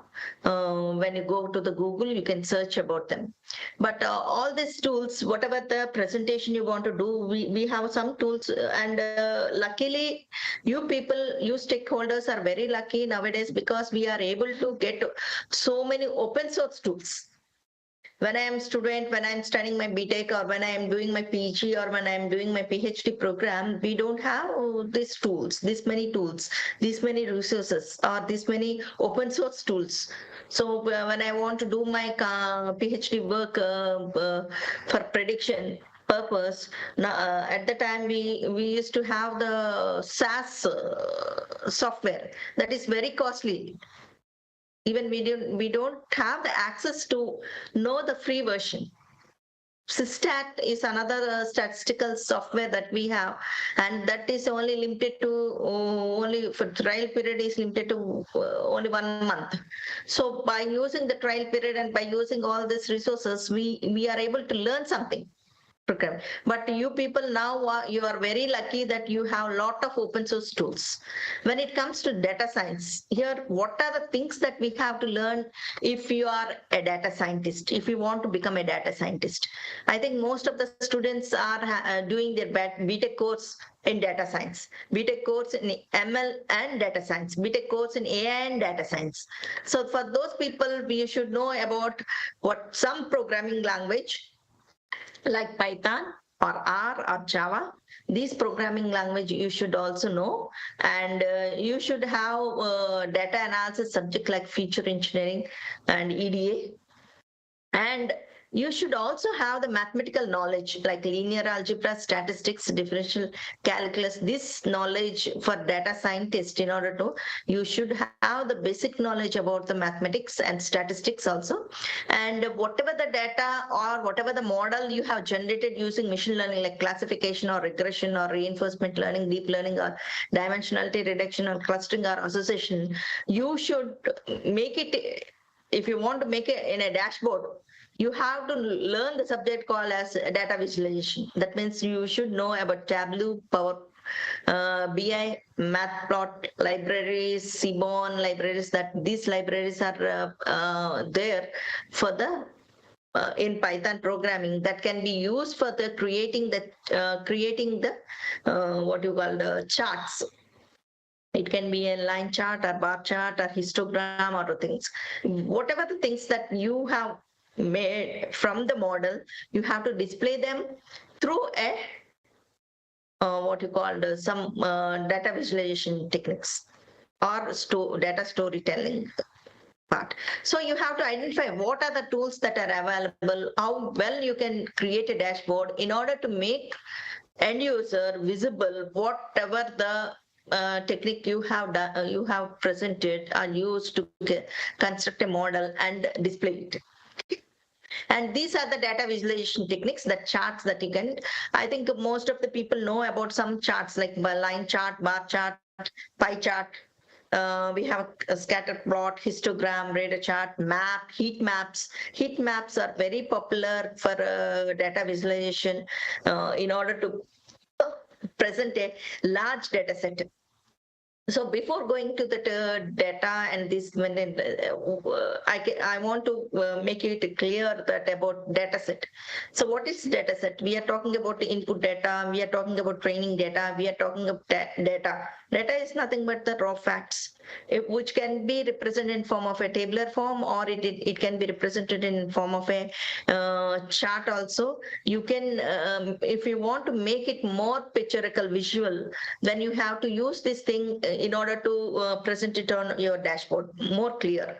whatever the analysis you have done. So when you talk about when you want to do some computing, if you have 1,000 records of data, so in order to create a model, you will be using only 2/3 of data for creating a model, and 1/3 of the data can be used for presentation, what you call the testing purpose. If it is machine learning, you will be having a training data set, you need to have validation set, you need to have a test set. You will be creating or dividing that whatever the available data set that you have into training data set, validation data set, and test set. So if you are using this model in real time, you will pick up the real time data in order to build. For example, if you want to do weather forecasting, if you want to know what will be the weather tomorrow, or if you want to analyze that weather, what you have to do, you have to take the previous data, previous seasons, previous quarters data into your machine learning algorithm, and that builds a model and generates the output, or it will be generating a model. That model you can use for testing purpose or validation purpose, or you can give input the real time in order to predict the next day weather conditions, or next month weather conditions, or next season weather condition, next quarter weather conditions. So in this way the data can be utilized. So here we have different charts, and you, depending upon the problem statement, what is your problem. That means the problem is nothing but you need to generate a solution to that one. That is the problem statement. So you have to identify the problem, and you have to pick up a data. So for what data you have to pick up application. What application? Whether you want to find out weather conditions, or you want to find out the stock market, or whether you want to find out the gold rate, tomorrow's gold rate. What is your application? Or whether you want to find out whether the patient is suffering with fever or not. So that problem statement you have to pick up, and you have to make it. And whatever the results that are obtained, that you need to put it in form of a chart. That you have to put it in the form of a chart. That can be, for example, a student. You can divide the student. Now you want to try to find out whether student has passed or not. So simply you will say that how many passed students are there, or how many failed students are there. When it comes to if you want to know that with the students, how many average students are there, how many below average students are there, how many above average students. Above average is more than 70% student, more than 70%, more than, if you have acquired in your result more than 70%, you will be placing them above average. If the student is in between the percentage of 50 and 60, the average student again. If the student is able to acquire the marks or percentage below 50%, you can say that the student is below average. So here the blue line tells about the average students, green line tells about the above average students, and this one, what you call orange line, tells about below average students, and red line tells about the failed students. So now you are able to easily understand from this chart how many students are failed, how many students are grouped in average, how many students are grouped in above average, how many students are grouped as below average, how many students have been failed. For this purpose, the data visualization can. So these are the different types of charts that can use, but we have different types of techniques also here. We have different types of techniques also here. That is, those techniques are, you can do it by Power BI, or you can simply use Python language, or you can use R language, or you can use Tableau in order to make a dashboard visualization. So those things you need to know and go into presentation. So this represent relation between this categories, clusters, or groups. So this is about the data analysis. Now I am able to show a small data science as a sandwich.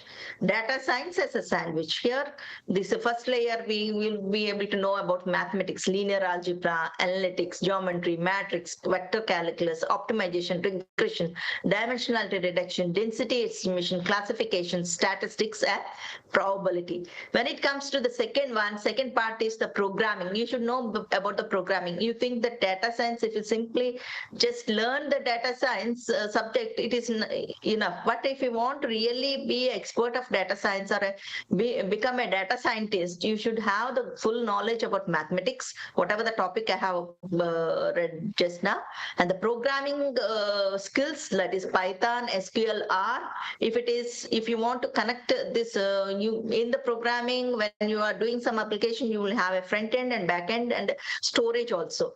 So in order to store in database, you should have some knowledge with MySQL or MongoDB, that knowledge, or Oracle you should have. Or if you are not able to learn or expertise in this databases, you simply can learn the Excel also. That will be give some database knowledge. You can connect the front end, or you can create a front end in Python language or R language or any other visualized languages like C language or C++, Java. You can do front end, and you connect to the database, that is back end. So that we have to know. And the middle part of it is, that is nothing but the machine learning. You have to how to create a model, how model works, how data can be explored, what is the first ML model validation. That means whether whatever the model you have created, is it valid for that particular application or not. And you will be able to know what is underfitting and overfitting, and some other techniques like random forest, all these things. These are the machine learning techniques that you have to learn. And there are a lot of machine learning algorithms that you have to know if you want to use that machine learning. And again, you have a deep learning. We have already talked about artificial neural networks, convolution neural networks, recurring neural networks, TensorFlow, Keras, PyTorch, single neuron, deep neural networks. All these things are covered in the deep learning. And again, coming to the feature engineering, what is meant by feature engineering? Means feature is nothing but it's a variable. In machine learning language, you can call it as a feature. When it comes to DBMS, you will call it as a variable. So here you will be having create a baseline model, categorical, what are the categorical data types, or whatever the, if you want to give a marks to that model, you will be giving in numerics. If you say that you are pass or fail, it is a categorical. You will be indicating as pass or not. Whether the switch is on or off, it's a categorical. Okay, whether the patient is suffering with fever or not, or the patient is having that symptoms or not, positive or negative. So these are categorical. So you will be in feature engineering, you will be categorizing what are the variables that are numerics, what are the integers, what are the categorical variables, how to generate the features, how to select the features, how to do the subset selection. All these things can be done in the feature engineering. Next, natural process language. Here, text classification and word vectors you will be finding. When you go for the e-commerce shopping or online shopping, you will be, whenever you want to purchase a product online, you will be always seeing the reviews on it, whether the product is having the positive review or negative review. So for this type of applications, you will be using natural language processing, and you will be able to notify that if it is a positive review, you will again go to the inner advanced search about that product, and you will be able to gain some knowledge whether you can proceed in purchasing that product or not. So here in natural language processing, that can be embedded with recommendation systems also. When you go for Facebook or any social media, you will be able to see that add as a friend, or the recommendations will be always coming there. That recommendation system as well as natural language processing system are working behind that screen. Therefore, you are able to identify, that you are interested in getting that product. That system itself is able to system is able to recognize that you are in search of that product, and it is giving us all the recommendations that are there for the basing on your interest. Okay, that's why when you are got into that social media, or when you are going to the some Amazon sites or Flipkart sites, if you search for the cell phone, immediately when you log in with that IP address or email ID, if you log in, you will be able to see in the front page of your login that is about that cell phone features, and it is trying to convey you that you may get discount, or you may get with this offers and all these things. So in background, the natural language processing and recommendation systems are working. So the seventh one is data visualization tool. Here data visualization tools are Excel is the main tool. You can learn Tableau, Power BI, QuickView, and all the tools that can be for data visualization in order to make your dashboard more effective and more colorful and attractive also. And another thing is one is deployment. Deployment is nothing but whatever your product you have developed, you have to showcase it, you have to present it, you have to store it in some way, or you have to visualize it. That means you can use Azure, or you can use a cloud platform in order to Amazon Web Services. You can use Amazon Web Services in order to deploy it. That's for that one purpose. These are the techniques that are used. Next, ninth one is domain knowledge. You should have in what area you want to, if you want to do some application or develop some applications, develop a model, you should know whether you are going for the classification model or clustering model or association model. You can identify that whether the problem comes under reinforcement, semi-supervised learning, supervised learning, or unsupervised learning. That knowledge you have to know, and you have to pick up the data in such a way that it fits to that problem only. So that kinds of, and keeping practice is nothing but a bookkeeping, that is make it, generalize it, and you have to make a manual for it. Okay, so we thought I have already given you about what is the overview of machine learning. So this slide tells about that machine learning, what are the different techniques that are available in machine learning, what are different techniques that are available for the unsupervised learning and reinforcement learning. Here we have supervised learning, data with label. Data with label. Always data is accompanied with label. Then you can say it's a supervised learning. We have two different types of categories in supervised learning, that is classification and regression.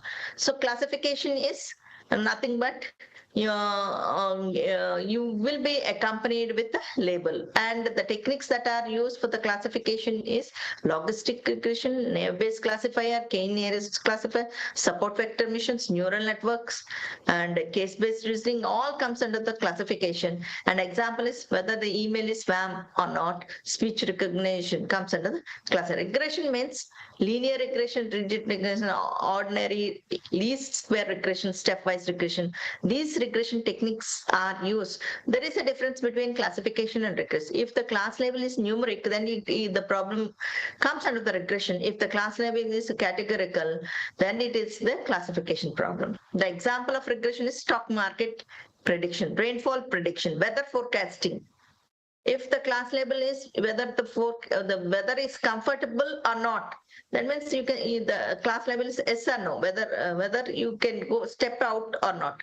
Then it is comes under classification. What is tomorrow's temperature?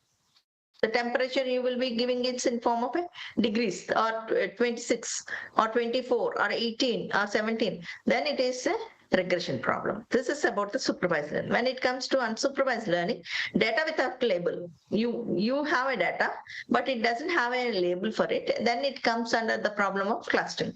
So you have three different types of clustering categories. One is in unsupervised learning. One is clustering, another is association analysis, and third one is dimensionality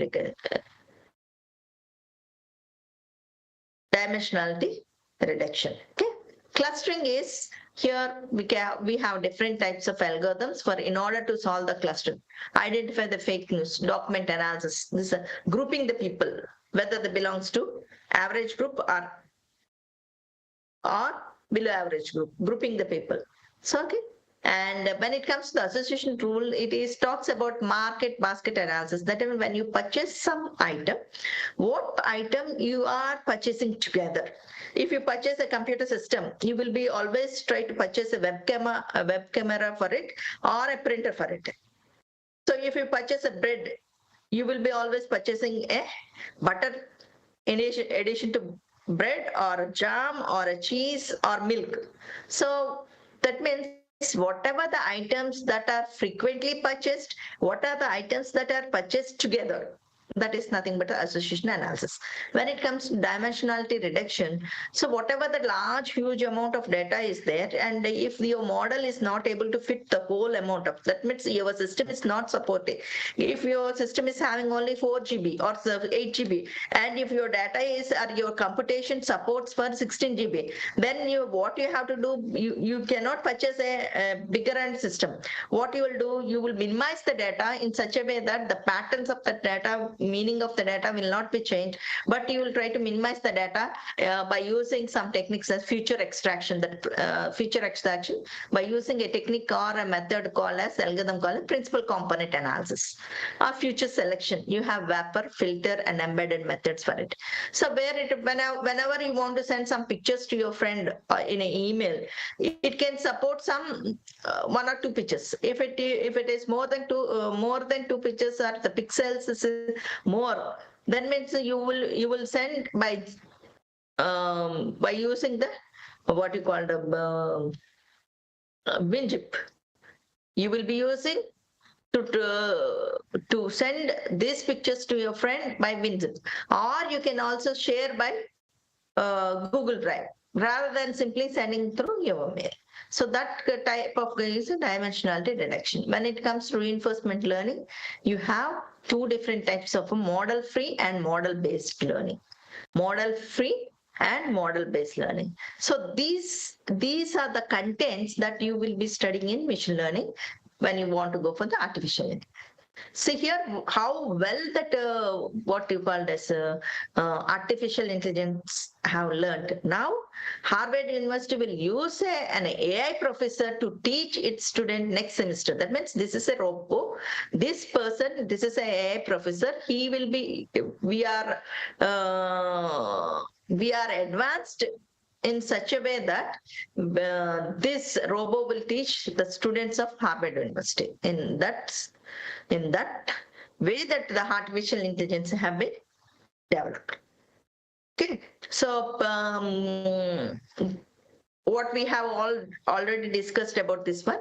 Now we'll talk about the artificial intelligence tools. So now in this class, I want to talk about Gamma tool and Teachy app. So now we'll go to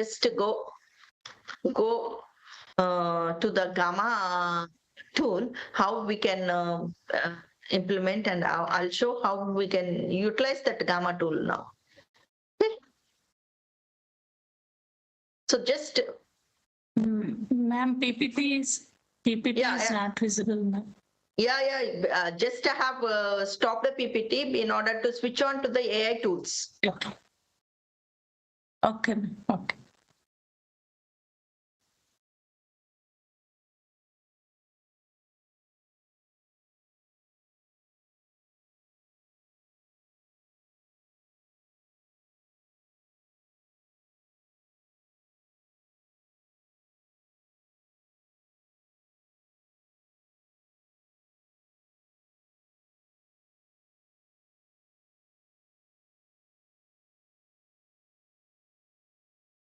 See, now you are able to see the browser.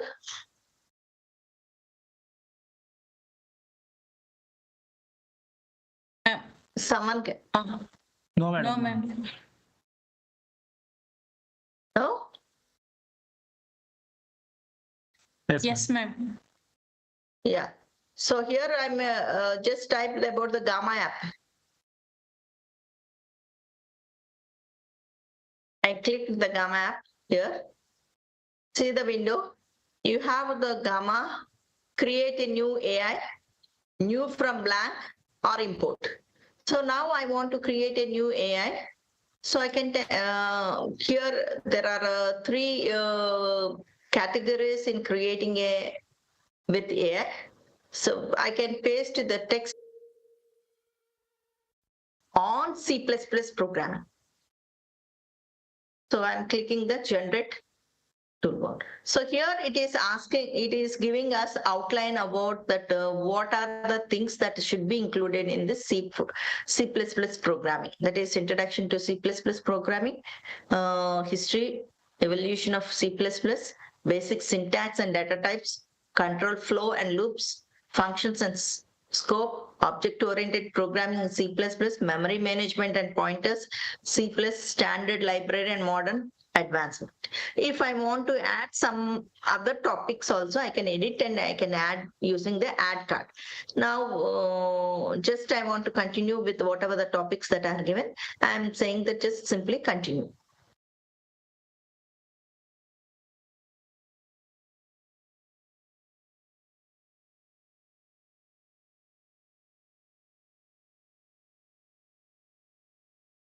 And generating. It takes few seconds to generate about the C++. See how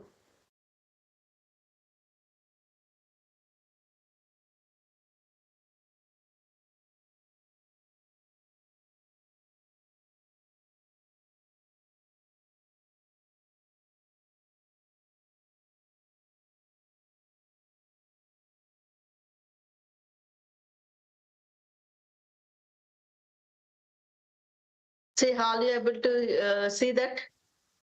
How that Gamma tool has been generated, the slides of C++ programming. Welcome to the world of C++, a powerful and versatile programming language. This presentation provides comprehensive overview of C++ fundamentals, its historical journey, and its essential features. And it is created by myself, therefore it is given as my name. If I want to add some slide over here, I can also add a slide over here, and I can add the content over here if I am not satisfied whatever the AI this Gamma tool has been generated, and I can paste here the templates or whatever the matter image or text, whatever it may be. Here, see the picture.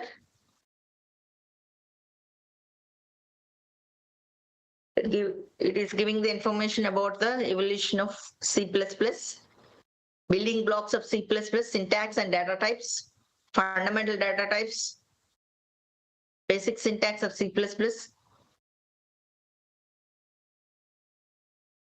This is control the flow and control flow and the loops, conditional statements, oops, iterations, modular programming functions and scopes. All these things that is not copied or somewhere, but it is Gamma tool has been generated. Just what I have given a prompt that is C++ programming. You know, prompt engineering is another subject in artificial intelligence where you have to give only the keywords what you want to generate or what artificial AI tool need to generate. So you have to give an input about the prompt, and whatever you want, that will be generating this one. This is, and if this link you want to share to your friend, you can use this share, collaborate or export or embed and publish in the site also. You can also publish here. You can publish this one. So this is the simple way of generating PPTs. So these are some of the what are the things that I have generated. Yesterday I have generated about a C programming. So this, what I have done is just this is a blank. I didn't generate from the AI, but I have created from blank. So we need to keep a title for it. If I say that AI tools, here I need to generate some. I can also put an image or text from it. So I can copy some text from here, I can make it. So here I can edit it, or I can upload the image, or I can get it from the AI also. Different things we can, or you can add another column if you're not satisfied with this column. You can ask AI to fill the things that is edited by AI, whatever the things that are different. So this, in this way, you can also generate or write the content to your page, or you can create a PPTs, or you can create a blog, you can create a website, you can generate it, and you can keep it in for your sites. So these are the things that I have created, trends of AI. So the trends of AI, what are the trends? I have already told you about deep learning, natural language robotics. This is the AI has generated in this Gamma tool.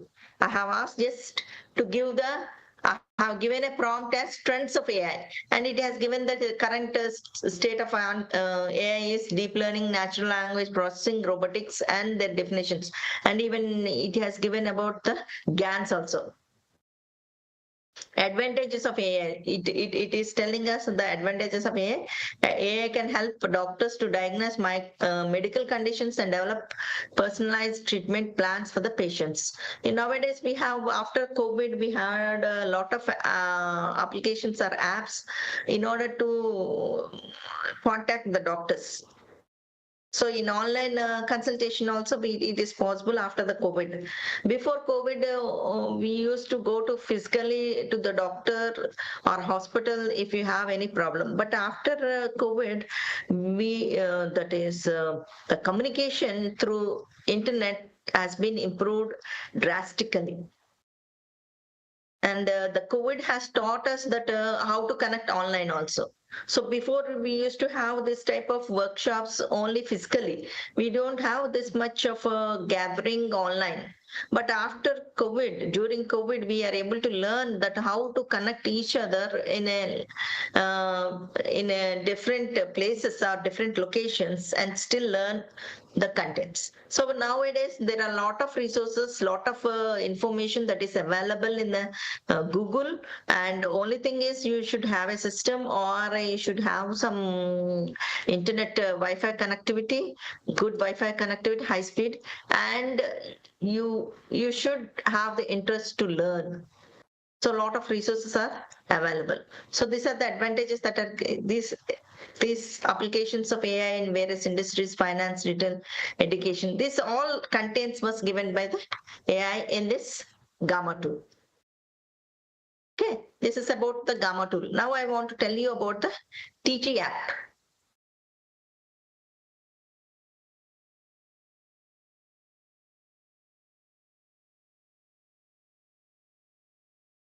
Are you able to see the browser? Yes, ma'am. Yeah, I'm typing in this here. Teaching app. This is artificial intelligence for teachers as well as for the students also. In order to illustrate for you, I'm trying to connect as a student. So you want to study some material here. You have a lot of resources here available on the screen. It also generates a slide presentation.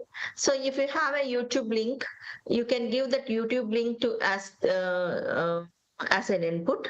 Here you can give as input. Here you can give a YouTube link as an input, and it can also say that whatever the YouTube link you give here, it will be giving the questions. YouTube, the content of YouTube will be given. So 1 minute, I want to stop sharing, and I will give you a YouTube link where you can see it.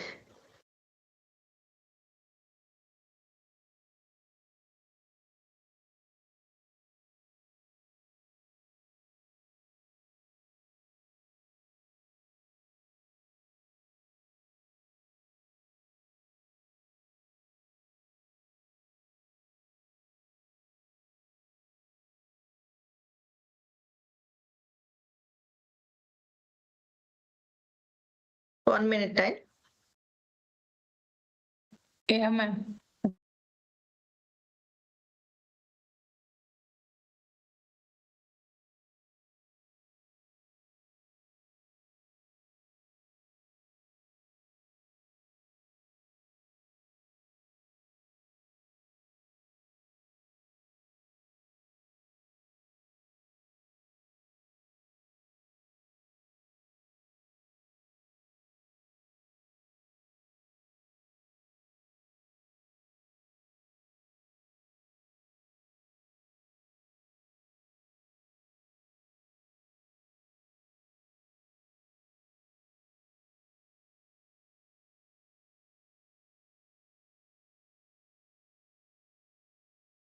Ma'am, with your permission, a small announcement, ma'am.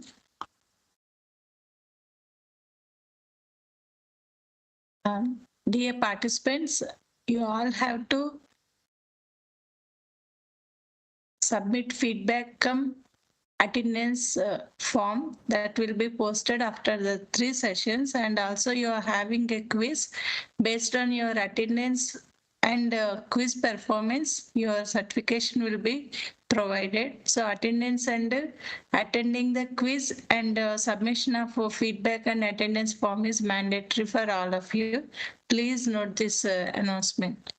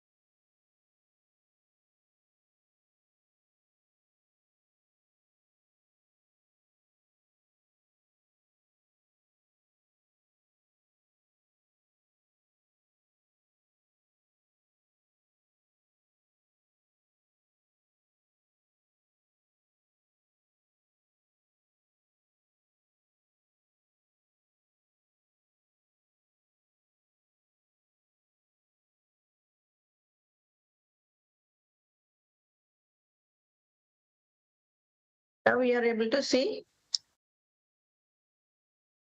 Yes, ma'am.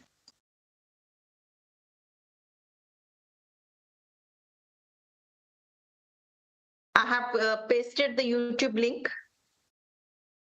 So from this YouTube link, I'm generating the questions.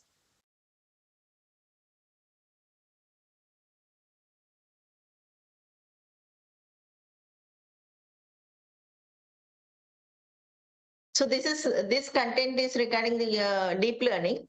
The YouTube link describes about deep learning. The main thing is he is telling about the speaker feelings and how the deep learning is able to recognize the emotions. So in this teacher's app, if you are unable to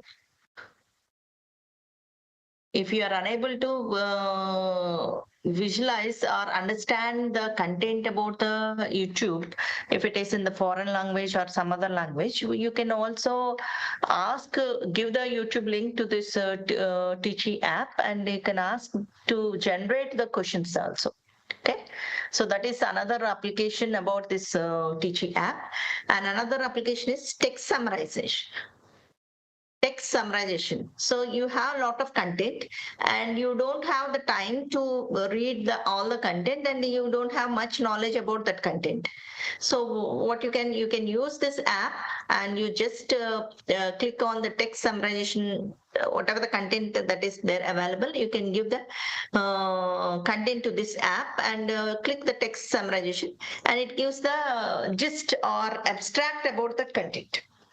In this way, this will be useful, and it also gives that exercise activities or the questions. That means question grading. Just question grading. You can also see the question grading. You can give the question and it will give the answer. That is another option you have in this what you call the teaching app. So this is, there are a lot of AI tools that are used for creation of content or communication, automatic grading, or creating quizzes, or studying purpose, or generating, even you can also generate some games also from this. So these are some of the tools. So if time permits, or if we have the chance again connecting, we can go in depth about all the tools. The main summary and takeaway from this session is you got awareness about what is meant by artificial intelligence, what are the subjects that you can study along with artificial intelligence, what is the purpose of each content, that is like what is purpose of machine learning, what is the purpose of what you call computer vision, what is the purpose of deep learning, what is neural networks, what is generative AI. These are the topics that we have learned, and we have learned about the simple Gamma tool and simple teaching app. There are a lot of things, then you can copy this link and you can practice at your home how well you can connect with these topics, how well you can create your own tools, and the AI tools, whatever the AI tools that are there, you can also use them for your purpose. Even you have a tool for activity ideas also, study plan also, entrance exam tips also. AI tutor is there. AI tutor is there. It tells about how you can connect with that one. All these things you can exercise by using this, and this is the what you call the teaching app that teaches you much better, like a teacher, like a mentor, counselor, and it will be helping you to design your career. And I wish best of luck to all the stakeholders who are connected today in this online. All the best. Thank you.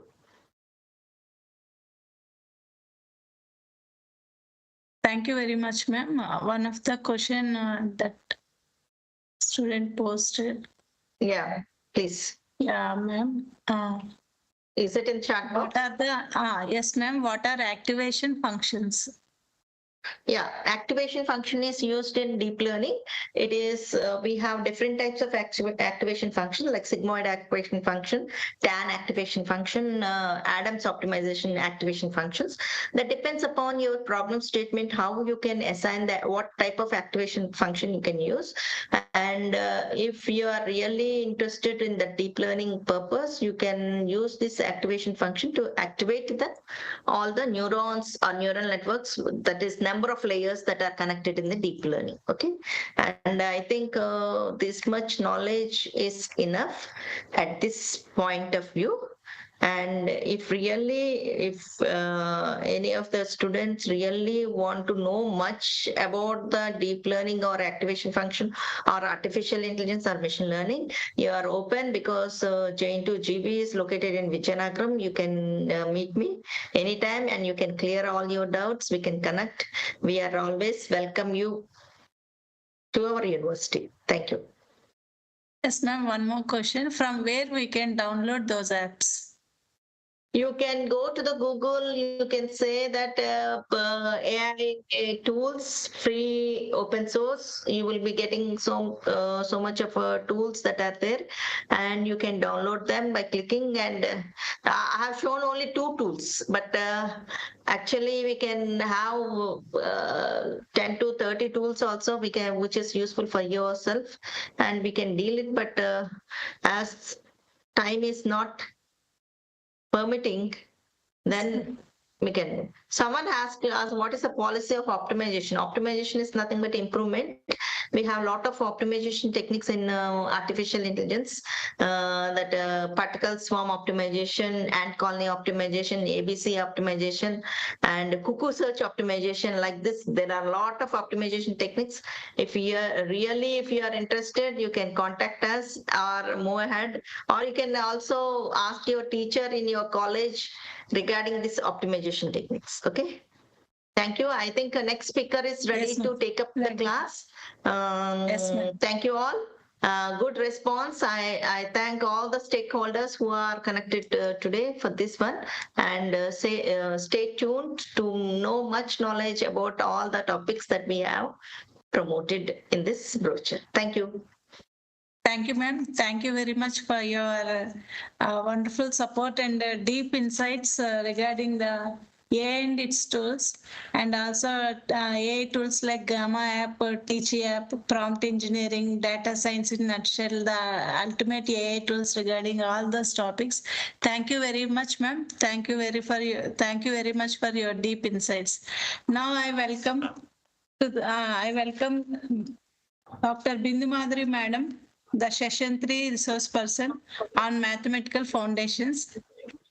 Dr. Bindu Madhuri Madam is a HOD IT department at JNTU College of Engineering, Vijayanagar. Also, she is a hostel in charge of JNTU College of Engineering, officer of hostel in charge. Thank you, ma'am. Thank you very much for accepting our request. Please welcome, ma'am. Thank you, ma'am, for giving this opportunity. Hello, everyone. A very good evening to one and all. First of all, I'll thank the university authorities for giving this opportunity to act as one of the speaker of this today workshop. So I'm very excited to talk to you today about the importance of mathematics as a foundation in many areas of learning and problem solving. Mathematics is not just about numbers or formulas. It's simply about thinking logically, and how well you are going to analyze the patterns, and if you want to solve the problems, so how you are going to solve the problems in a proper structured way. So why mathematics is that much of importance? So generally we could able to say mathematics is a universal language. Mathematics, we could say that mathematics is a language that everyone in the world could able to understand easily, whether you are solving a puzzle or designing. So if you belongs to computer science, we'll say that solving a puzzle or providing a problems to generating applications. And if you are some other like a mechanical engineering student, then you are going to design a bridge. Wherever, mathematics always helps us to communicate our ideas clearly and accurately. And so as we are using the mathematics in our daily life in a practical, that is when we are budgeting the money, and so if you are working in a kitchen, so measuring ingredients in the kitchen, and even planning for your schedule, where not, so you are going to use mathematics in different ways. So we could able to say math makes the life much more easier. So can we say is that is only the thing that we are going to do, and it is not the thing that foundation for other fields that we are going to use. Mathematics is nothing but science uses the maths to understand the nature, and technology uses the maths to build the tools and applications. Engineers uses maths to create the machines and structures and buildings. And whatever the career that you have been chosen, math always will help us. So And one more thing that I want to say is I'm not a mathematical I'm not a mathematic teacher. I'm not giving that focus on mathematics and all. As I'm an IT, I'm a faculty of IT, and we are working. Many of us are working with the machine learning and deep learning, and we are in the era of artificial intelligence. So we must have the fundamental concepts of the mathematics, whatever we have been learning from the childhood to now. So everywhere we are using the mathematics. Whenever you have been entered into the engineering field, what we'll think is, so in the first year only we are supposed to learn the mathematics. Later on there is no need of the mathematics. No, it's not at all correct. So whenever you are going to use a computer, always it will, the foundation for a computer is some mathematics is the main foundation for our computers. So what we could able to say is nothing but math always teaches us to break the problems into a smaller parts, and how to analyze them, and we are going to find our best solution among them wherever. So mathematics always comes into picture. All these skills are valuable everywhere. So not in exams only for getting the marks and getting pass in the exams, no, but in real life also we are going to use them mathematics, as I said earlier, that budgeting your money, measuring ingredients in the kitchen, and we are going to plan your schedule. Where not, you are going to use the maths. So when we are going to main focus of this concept is nothing but always you are supposed to talk about the numbers, operations.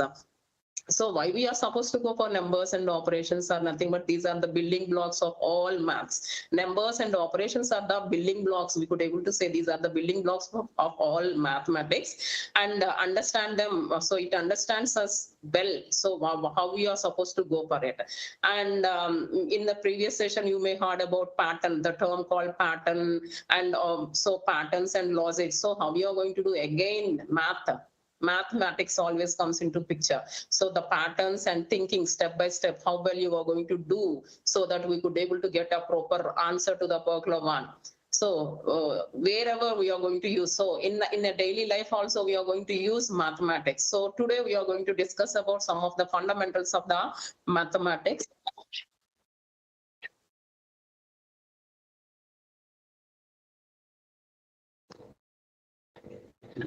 Yes, ma'am. 1 minute, madam. Is getting shared, madam? Screen is getting shared? No, madam, is my screen is sharing? No. No, ma'am.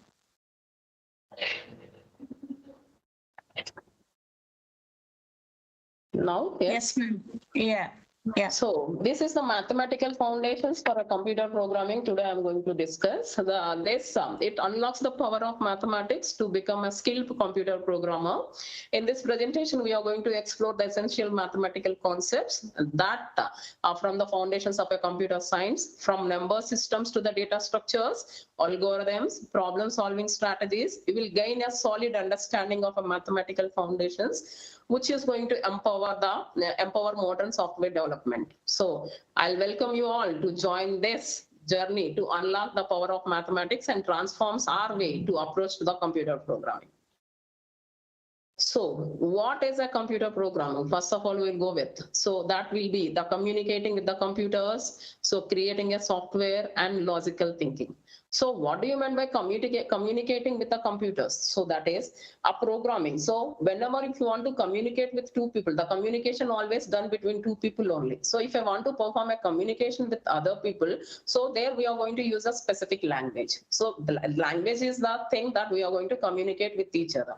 Here also, when you are going to communicate with the computer, always you are supposed to have the language. That language will simply call them as a programming. With the programming only, we are going to communicate with the computer. So programming is the art of the providing clear step-by-step instructions for the computers to execute the tasks and solve the problems. This is how we are going to communicate. So how well we are going to communicate with the computer? With the help of the programming only we are going to communicate. So when we are going to talk about a language, so generally, so I know if I know the language Telugu, if to whom I am going to communicate with the language, the person, he also knows Telugu, then we could able to understand clearly. If I know Telugu, but he cannot able to understand Telugu, then what we are supposed to have? We are supposed to have a translator who is going to translate our language to his language and his language to our language. In computer science, we are always talking about 3 different levels of languages. So we are going to say high level language, low level language, and a middle level language. So what will be the high level language is nothing but the people, the users who could able to understand that languages, we are going to call them as a high level language. And what will be the middle level language? Middle level language is we could able to say that it will be a pseudocode, or it will be a middle level language that will be in the form of a assembly level language, which is not completely a high level or which is not completely a low level language. So a computer can able to understand only one language, that is nothing but a binary language. We could able to say that one as a machine level language. So what is the binary level language? And that will be in the form of only zeros and ones format. So after that, when we are going to communicate within the programming, and if we want to create a software, so the programmers uses again the programming languages to write the code in the form of the foundations of all digital applications and the systems. That is, when you are going to write, so which programming language we are supposed to have? As I said, the languages are of 3 types: high level, low level, and a middle level. So high level, low level, and a middle level. When you are going for a high level language, that the human can able to understand only the high level language, and low level language, that the computer only can able to understand the low level language. Then there must be a translator who is going to convert the high level language to a low level language and low level language to a high level language. Then we are going to take, as I said earlier, there must be a transformer which translator which is going to convert high level to the low level and low level to the high level. Then we are going to talk about 3 different things, that is translators. So translators, then you do have a compilers, interpreters, and assemblers. There will be 3 different types of translators that we are going to talk about. So that is a compiler. What is the work of a compiler? A compiler is going to convert a high-level language program to a low-level language program. What is a low-level language program? Is nothing but a mission understandable language. What is a mission understandable language? That is nothing but zeros and ones. High-level language program is nothing but the users, that is we, the humans, they are going to write the language in their own language, that understand by only the humans. The mission can understand only the mission level language programs. There we are going to use a work of a compiler or interpreter or the assembler. So all these 3 we are going to call them as the translators. So compilers and interpreters, that they are going to convert high level language to a low level language only. But what is the difference between compiler and interpreter is the compiler always compiler converts all the program at a time into a mission level language program. When it comes to a interpreter, it is going to execute step by step, so that if any errors are there, we could be able to identify that particular one. I think nowadays everyone is using Python. So Python is a interpreted language. So, and high level language, what is the best example for high level language is simply we could be able to say C is a high level language program, C++ is a high level language program. And we do have C-level, Java is a high-level language program. Like that, we do have different programming languages which are with the high-level language. And as from the first session, we have been started with design thinking. So here, thinking always plays a vital role. So here, as a programmer, what you are supposed to have is nothing but a logical thinking is always plays a vital role if you want to become a computer programmer. So programming requires a disciplined, analytical mindset to break down the complex problems into a manageable and a logical steps. This is what computer programming is. So when we are going for in-depth of introduction to the computer programming, first of all, we are supposed to understand the algorithms, mastering with the data structures, and applying the programming principles. All these are very, very important to become the computer programming, computer programmer. So in understanding of algorithms, so before going for understanding of algorithms, so we must know what we meant by an algorithm is. So how we are going to define an algorithm is nothing but the sequential steps that you are going to follow. Madam, sorry to The disturb you, sequential ma'am. step that you are going to follow to solve the particular problem that we are going to call them as an algorithm. So in understanding of algorithms, what there will be is nothing but you are going to explore the concepts of algorithms, including their structure, logic, and efficiency. Learn how to design and analyze the algorithms to solve a complex problems effectively. And when we are going for the mastering of data structures, that is nothing but data structure. So every time, as we are in the era of AI always dealt with AI as AI technique. We do have the techniques of AI is nothing but a machine learning technique. So when we are going to talk about a machine learning always deals with the historical data. So the data is always matters. So data structure. So what do you mean by a data structure?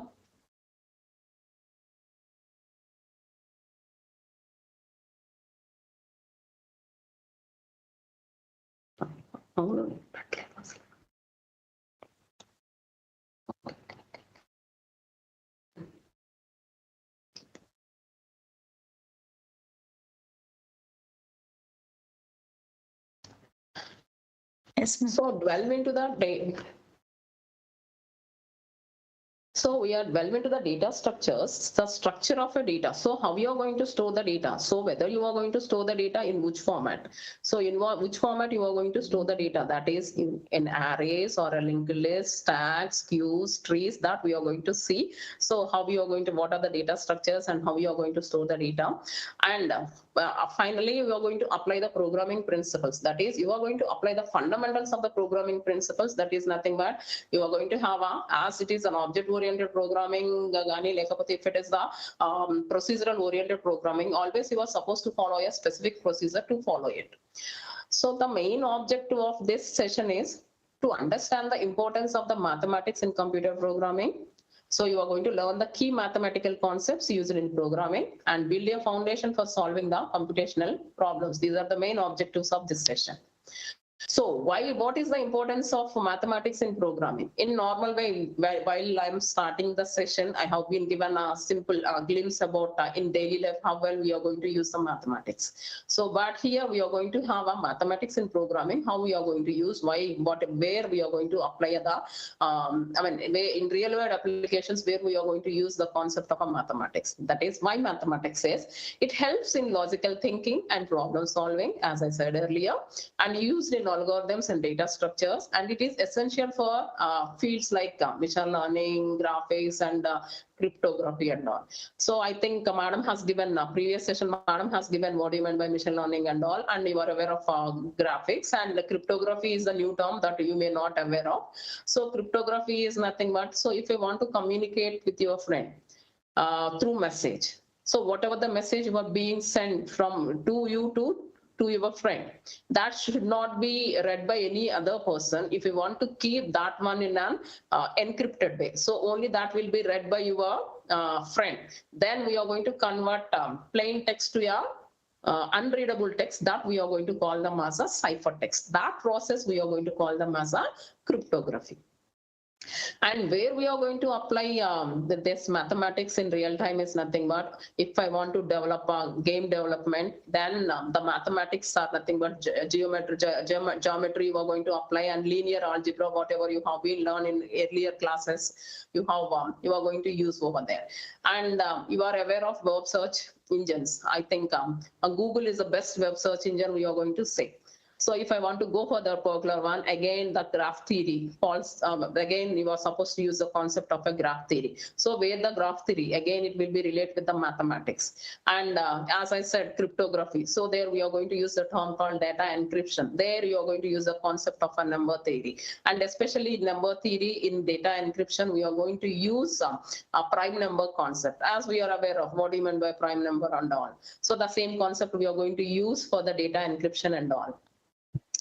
So the core concepts that I'm going to discuss here is nothing but sets and logic, the number systems, and matrices and linear algebra, and graph theory, and probability and statistics. These are the very, very important concepts that you must have a fundamentals of this particular one. Then only you could be able to become a good programmer. So as we have, when we are learning from second class onwards, we are start learning with mathematics.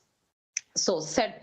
So what is the definition of a set? Simply we could able to say it's a collection of distinct objects. So what is that will be enclosed with the curly braces, that we are going to say it's a set. So what are different operations that we are going to perform on set is nothing but you could able to apply union, intersection and complement. All these are the operations that you are going to perform on the sets. So if I have been taken two sets, 1, 2, 3 and ABC, if I have performed union on these two, so what I could able to have is nothing but the ultimate answer for the particular one is it is going to combine, that is 1, 2, 3, ABC. That is a complete set that we are going to have.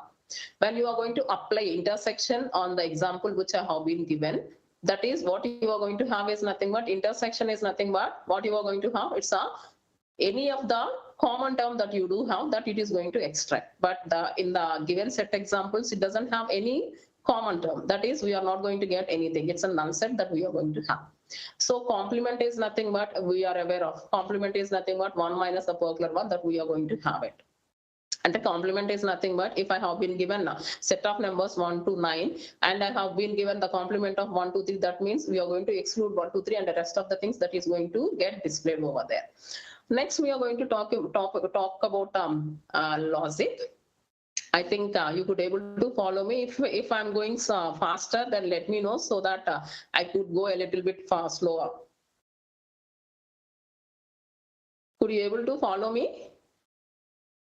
Yes, ma'am. Ma'am, is this faster or I could go? It's okay, ma'am. Okay, ma'am. No issue, right? Okay, thank you. Yes, ma'am. So here we are going to talk about a logic.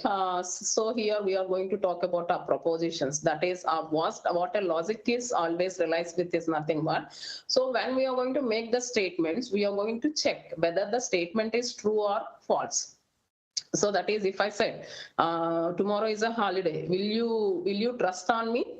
So then you are going to check. So why tomorrow is a holiday? So as there is nothing is there, that's why you are going to you are going to check whether the statement has been given by me, whether it is valid or not. If it is valid, then you are going to consider that one as a true. If it is not, then you are going to consider as a false. When you are going to do that particular one, always you will have some evidences or supporting things that you are supposed to have. You are going to check with that particular one. So what are the logical operations that we are going to use is nothing but the basic operators that we are going to use is and or not. These are the basic operators that you are going to use in a logic. Madam, and I think you are aware of truth tables. So Bindu, ma'am. that is which always evaluates the logic. End gate, or gate, not gate. So when you are going to use the logical operator and, that means if the both statements are true, then only it will be a true. If the both statements are true, then only we are going to consider that statement is true. So when you are going to apply the operators, always there are two types of operators that we are supposed to talk about: unary and binary. Unary means a single operator. So you are going to apply on with a single operand. If it is you are going to apply other than unary, binary is nothing but you are supposed to have two operands. So operator and operand. Operator is nothing but and or not. Those are the logical operators. And operands are nothing but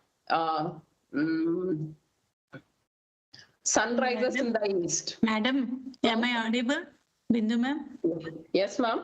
Ma'am, slides are not moving, ma'am. I'm not giving the slides, madam. Simply I'm explaining that's it. Okay. Sorry, ma'am. Okay. So logical and, logical or and not, these are the operators that we are going to have, and the truth tables that we are going to evaluate, that you are going to, I think we are going to learn that one in the upcoming sessions. So as I said, numbers and the number system always plays a vital role. So here in number systems, we do have the decimal number system, we do have a binary number system, we do have a hexadecimal, octa, we do have different number systems you do have. So in decimal system, you do have the base number. So the base 10 is nothing but it is the decimal number. That is the digits that it starts from 0 to 9. If it is a binary system, it do have only 2, 0 and 1. So this will be understood only by the system. So the base 2 number system is used by the computer. It's made up of only zeros and ones.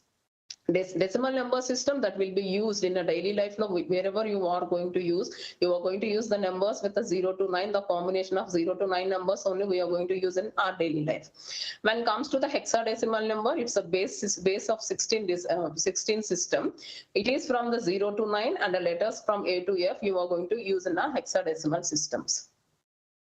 As I said, that binary, that base 2, that is used in computers, zeros and ones. Decimal is nothing but base 10. In the everyday life, we are going to use that particular one. And apart from hexadecimal, you do have the octal, that is nothing but a base 8. And hexadecimal is nothing but a base 16. These are the main number systems that you do have. Base 2, base 10, base 8, and base 60. And conversion, how you are going to convert a binary decimal to the octal and binary to decimal, that if time permits, then I'll explain you. So before going for in-depth to the particular one, so first of all, you must understand what do you mean by a bit and what do you mean by a byte. All these things we must know. So bit and bytes are we could able to say those are the units or the fundamental concepts that we are going to use in computing and digital communications. So bit is nothing but a binary digit. You must know this particular one. Bit is nothing but a binary digit. That is the smallest unit of data in a computer. So it always representing the binary values either with 0 or with 1. So the role of this particular one is mainly it is used to store and process the information in a binary format only. So whenever you are going to use in digital communications, we are supposed to use this one with a combination of zeros and ones only. When it comes to the byte, it is a group of 8 bits. Bit is nothing but either 0 or 1, we are going to call them as a bit. And byte is nothing but the group of 8 bits, we are going to call them as a byte. A byte is typically represented as a single character, such as a letter or a number in text systems like ASCII. So always you are supposed to, when I think in your curriculum you don't have C, you are started learning with Python. If you are learning with C, then you may know ASCII codes and all. So ASCII is nothing but American Standard Code for Information Interchange. So there are some predefined values that they have been specified in ASCII that will be there with that particular one. So we could able to say a byte is the standard unit for a memory size in our modern computers.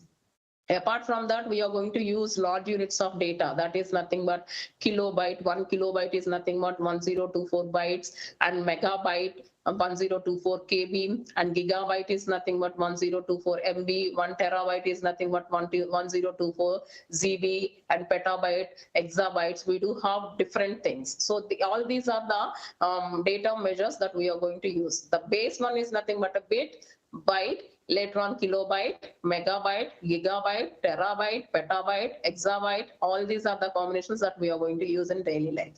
So when we are going to talk about that, so nowadays everyone is having your internet. If someone asks, so what is the, how much of Mbps that you are going to get it?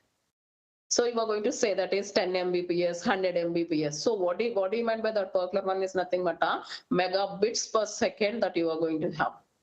So what do you mean by megabyte? Megabyte is nothing but 1024 KB is nothing but a 1024 KB is equivalent to 1 megabyte.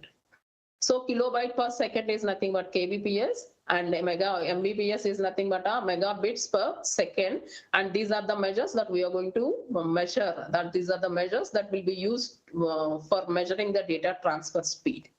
So 1 byte is equals to 8 bits. 1 mbps is equals to 0.125 mbps in megabytes per second. And as we are talking about number systems and number logic, next we are going for a logic. So simply what we could able to say is nothing but as a logic is greatly concerned with the verification of reasoning. Always logic, where it will realize is nothing but it always relies with the reasoning. So when we are going to say this is going to happen, so then we are going to ask how well it is going to happen.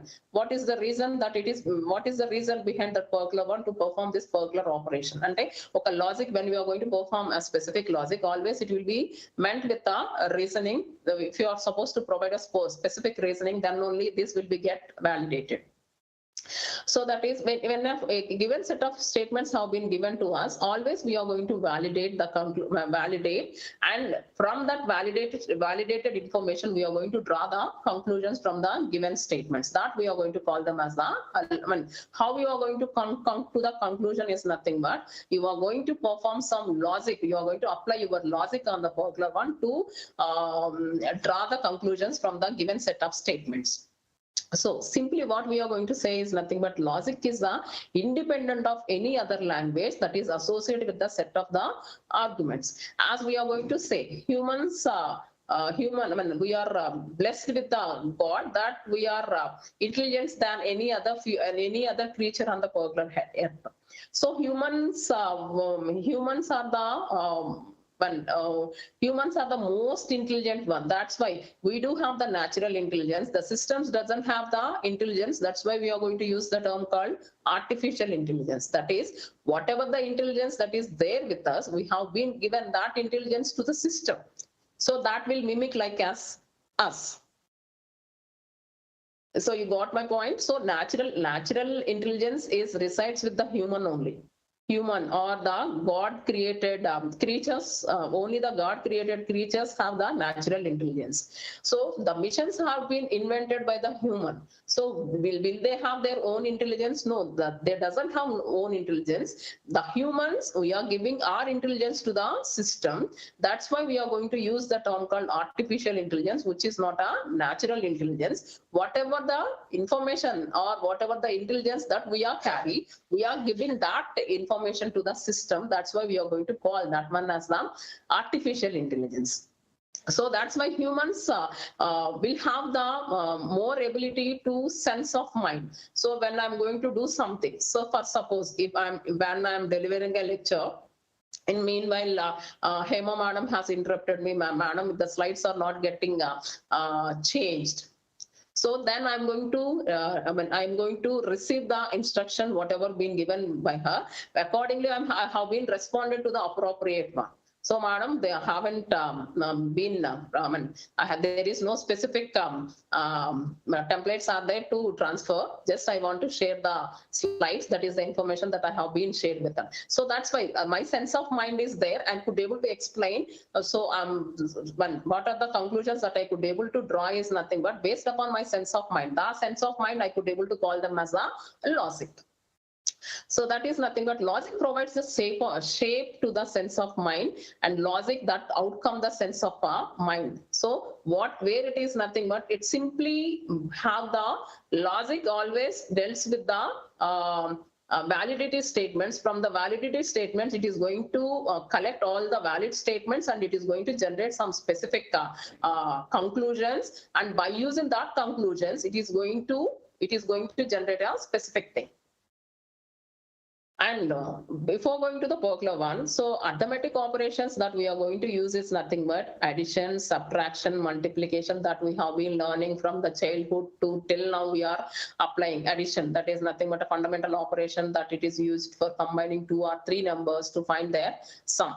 As we are aware of, subtraction is nothing but a difference between 2 numbers, and multiplication is nothing but it is going to the repeated addition that we are going to call that one as a multiplication, and you are going to use arithmetic operators that is nothing but division or modulus, all these things that you are going to use in a computer programming too.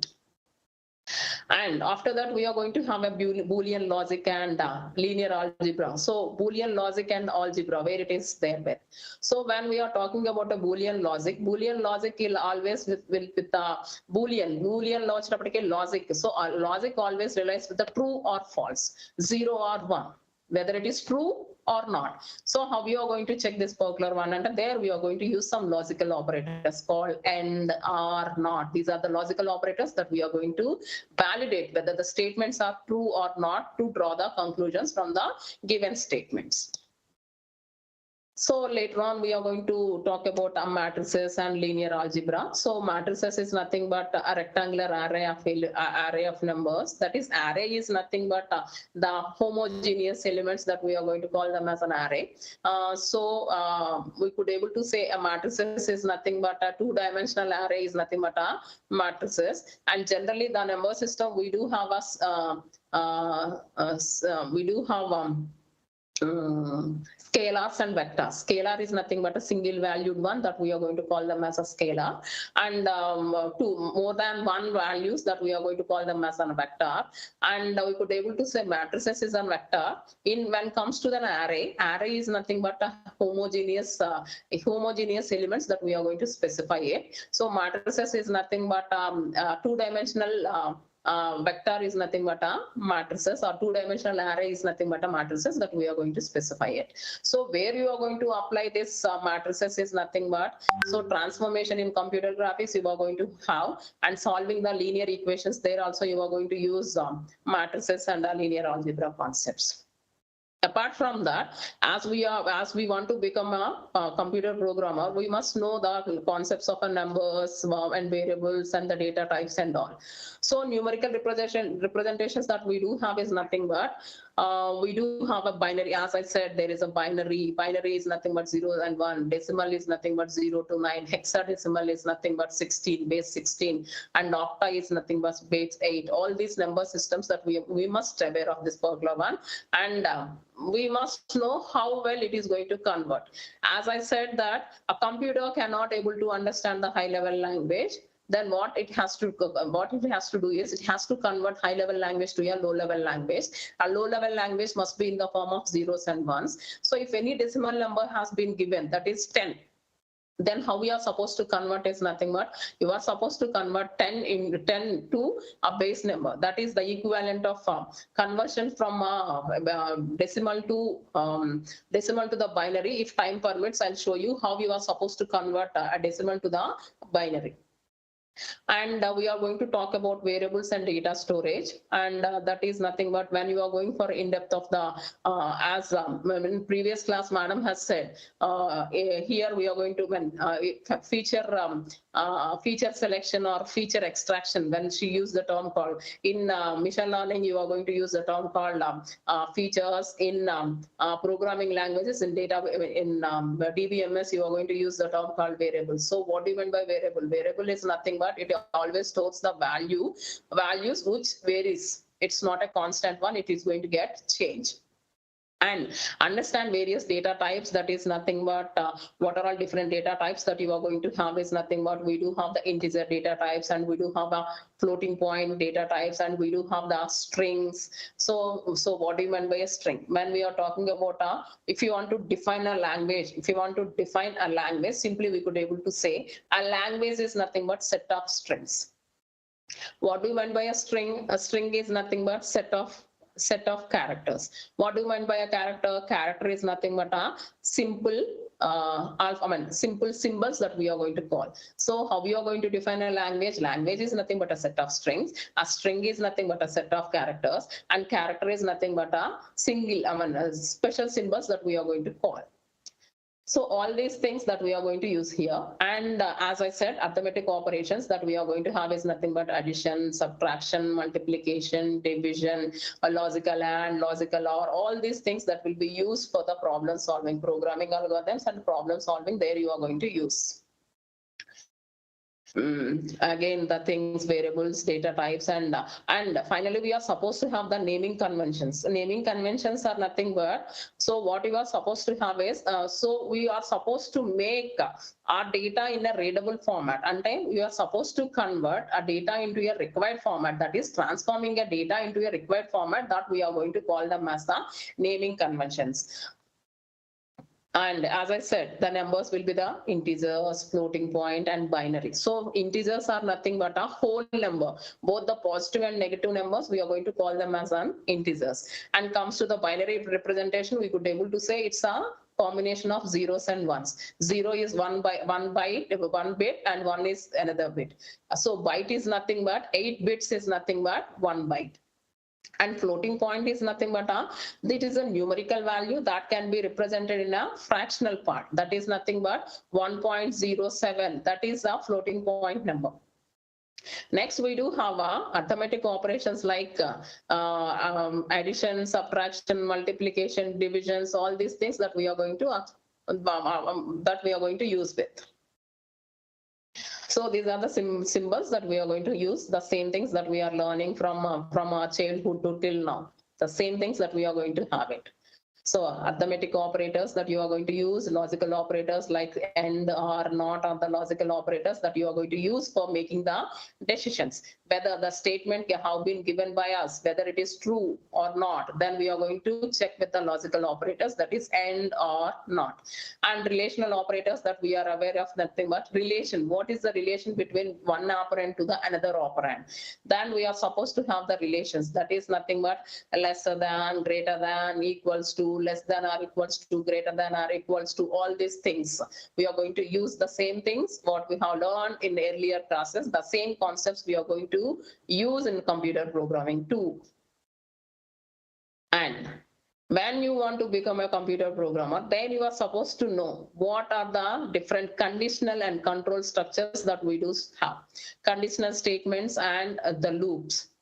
So when we are going to have, if you have been attended today, then you are going to get the certification. As the madam has announced that you are supposed to give your, after the sessions, completion of these sessions, you are supposed to go with the feedback form and you are supposed to give your quiz attention, then only you are going to get your certification, otherwise you are not going to get. There what we have used, if you did this particular one, then only you are going to get your certification.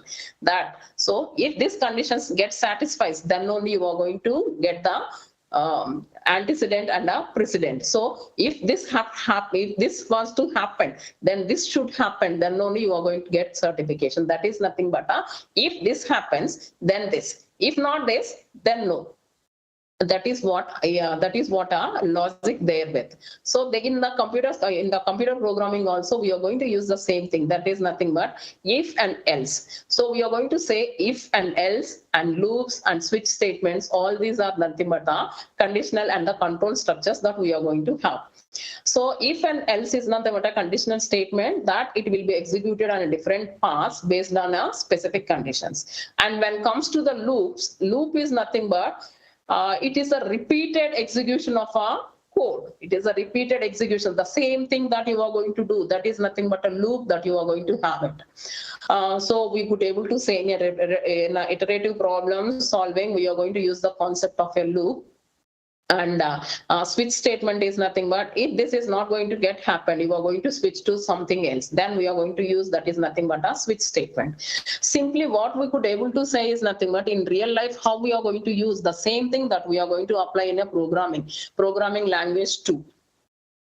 And the control structures, where as I said earlier that the control structures will have the sequences and selections, and finally you do have the iteration. So what it includes in sequence is nothing but it executes the instructions in a way, in a specific order that have been written in a specific order. So a sequential manner, in a sequential manner everything is going to get executed, that we are going to call them as a sequence. And selection is nothing but whatever is apt for this, that you are going to choose, that we are going to call them as a selection. It is completely based upon the condition. If this condition gets satisfied, for example, when you have been written your final exams, you are going to get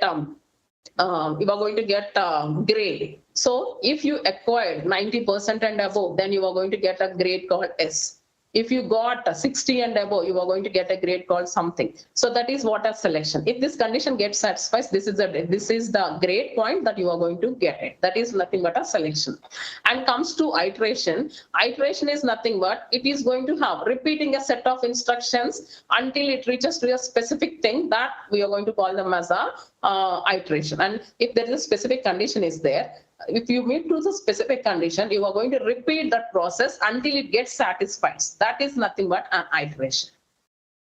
So I think you understand the difference between sequence, selection, and iteration. Sequence is nothing but the process that you are supposed to have. The first step that you are supposed to do this particular one. After first step, you are supposed to go for the second one after the third one after the fourth, until it reaches to the final one. That is nothing but a sequence. And comes to the selection is nothing but, so based upon the condition, whatever the condition gets satisfied, you are going to simply switch over to the particular selection process and you are going to come to the conclusion. That is what a selection is. And iteration is nothing but until reaches to the specific condition, You are supposed to repeat the same set of instructions, repeating the same set of instructions to reach to the certain goal. That we are going to call them as iteration. So loops and iterations, you do have the while loop, for loop, do while loop, nested loop, different things that you do have. That is nothing but in while loop, what it is going to have is nothing but in while loop, the repeated. So first of all, there we are going to know, it is not going to check the condition. First of all, it executes the block of code. Later on, it will check the condition. And for loop, if all the conditions are getting satisfied, then only it is going to have. This is the best example for iteration. For loop is the best example for iteration. And comes to the nested loop, that is nothing but it's a, when you are going for a multiple loops within the same thing, then you are going for the nested loop. It is a combination of for and while and do while. It's the nested loop. So whatever it is, what till now we have been learned about number theory and linear algebra, and where you are going to apply the operators like relational operators, logical operators, and control and conditional statement. It always have to work with the problem solving. So why we are talking about this mathematics and computer science is nothing but our motto is to provide a solution to the specific problem. So that is nothing but when problem is there, how we are going to solve a problem. That is our motto. So when we are going to solve our problem, so what are all different steps that we are going to follow? That we are going to call them as an algorithm. Right? So problem solving always meant for, so when a problem is there, you are supposed to provide a solution. So that process we are going to call them as a problem solving. So how we are going to provide a solution with the help of a specific procedure. That procedure we are going to call them as an algorithm. So algorithm is nothing but sequential steps that we are going to follow to provide a solution to the particular problem. So first of all, if I want to provide a solution to the particular problem, first of all, what I'm supposed to do is I must understand what exactly the problem is. Then only I could able to provide a solution to the particular one. So when a problem has been given to you, what you are supposed to do is you are supposed to understand what the problem is. So that's why you are supposed to have clearly define the problem and identify the desired outcomes, what exactly you are going to expect from that particular one. Later on, you are supposed to develop a plan. So whether I'm going to do everything at a time, or I'm going to divide that one into a different blocks to make that problem as easier one to get in a proper way or not. That is what nothing but developing a plan. Once it has been done, then what you are going to do is nothing but you are going to implement a solution by using any of the programming concept. By using any of the programming concept, you are going to implement the solution. Once it has been done, then you are going to test whether whatever I have been done with, whether I could able to reach to a certain goal or not. You are going to test by yourself. Once it has been done, then you are going to keep that one outside so that others could able to understand. So when we do have, I think you could able to understand algorithm. Simply an algorithm is nothing but the sequential steps that you are going to follow to provide a solution to the particular problem. So that we are going to call them as an algorithm. Algorithm includes the techniques. Algorithm always includes the techniques. So when we are going to talk about an algorithm always have the input as well as the output. So algorithm always must have the input as well as an output. So based upon the output also we are going to change the steps. So that's why algorithm always includes the input, and always algorithm must have the input and as well as the output. Then only you are going to have a proper steps to provide a solution to the particular one. That we are going to call them as an algorithm for problem solving. And so what do you mean by recursion and problem solving is nothing but we are supposed to understand what do you mean by a recursion. Recursion is always plays a vital role when you are going to talk about a programming concept. So recursion and iteration are two different terms. So understanding recursion is nothing but, so when we are going to talk about a function it calls by itself, that we are going to call them as a recursion. And what do you mean by recursive problem solving is nothing but, so if I want to solve the complex problems, so simple problems we could be able to solve easily. So I think you are aware of the term called Fibonacci series. Fibonacci series, how we were going to have, I think we could be able to compute factorial of a given number. So how we are going to calculate the factorial of a given number? If 4 factorial is there, then how we are going to calculate 4 factorial is nothing but, how we are going to calculate the 4 factorial? 4 into 3 into 2 into 1. Right? So when it is going to have n factorial is nothing but n into n minus 1 factorial. N minus 1 factorial is nothing but n minus 1 into n minus 2 factorial and so on. So that is if I want to calculate 4 factorial, what we are going to do? 4 into 3 into 2 into 1. That is completely a sequence of, it's a simple loop that it is going to have. When it comes to the recursion, if I want to generate a Fibonacci series, then I'm supposed to use the concept of a recursion. What do you mean by recursion is nothing but calling the same function by itself, that we are going to call them as a recursion. So where we are going to use the concept of a recursion, when we are going to solve the problem of a Fibonacci series, if you want to go for a towers of Honai, there you are supposed to use the concept of a recursion. So can't I, without using a recursion process, can't I able to find a solution? And yes, you could able to find a solution, but it will take much time. Rather, if you have used the concept of a recursion, we could able to do that particular with a simple way. That is why we have been taken a concept of a recursion process. So as I said, recursion and iteration are two different terms. Here we are going to see the difference between. So recursion and iterative problem solving the techniques, they are going to use, how well they are going to use the particular one. Here we could able to see. So a recursion is nothing but a problem solving technique where the function calls itself to solve the smaller instance of the same problem. So same problem ni use chesukodaniki, there you are supposed to use the concept of a recursion. When we are going for the iteration, it is the repetition of a process or the set of instructions to a certain number of times until a condition is going to get met. That we are going to call them as an iteration. Better not to get confusion among recursion and iteration.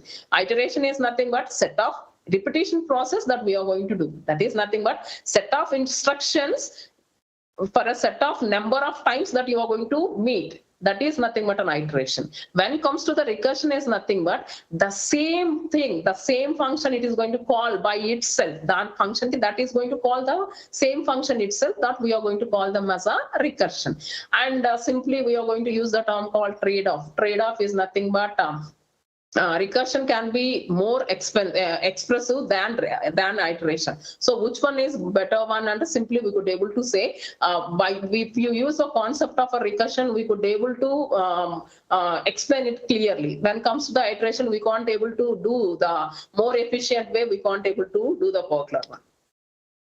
So when we are going to talk about algorithms, always we are supposed to talk about along with the pseudocode also.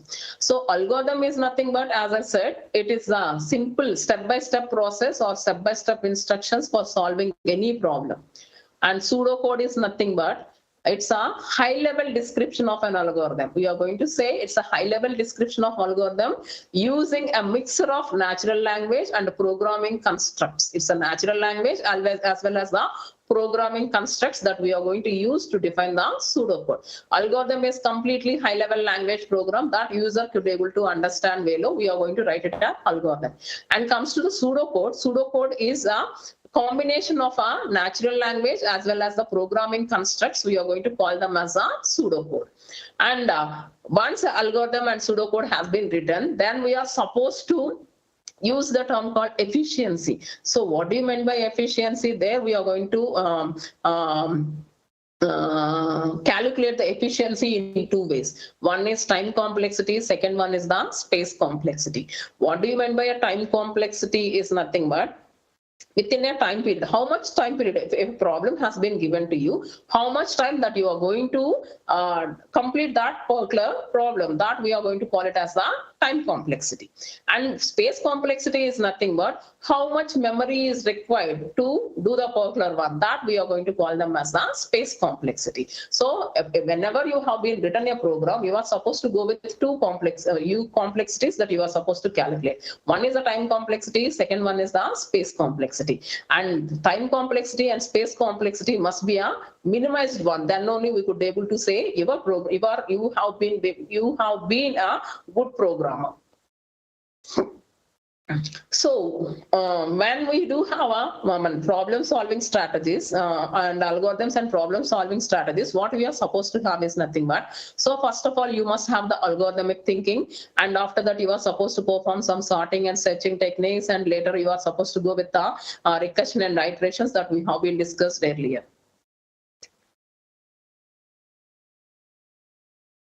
Madam, can I go with it? Yes, ma'am. Yes, ma'am. Time is not running out. Yeah, So yes, ma'am. It is running out, ma'am. So as I said, Students are that requesting. complexity analysis, you do have a time complexity and space complexity. Then we are going for in-depth of a computer programming. Then you are going to talk about big O notations and all. If time permits, in next, if university authorities are going to conduct next session, next series of this particular one, then we could able to understand how we are going to analyze big O notations and all.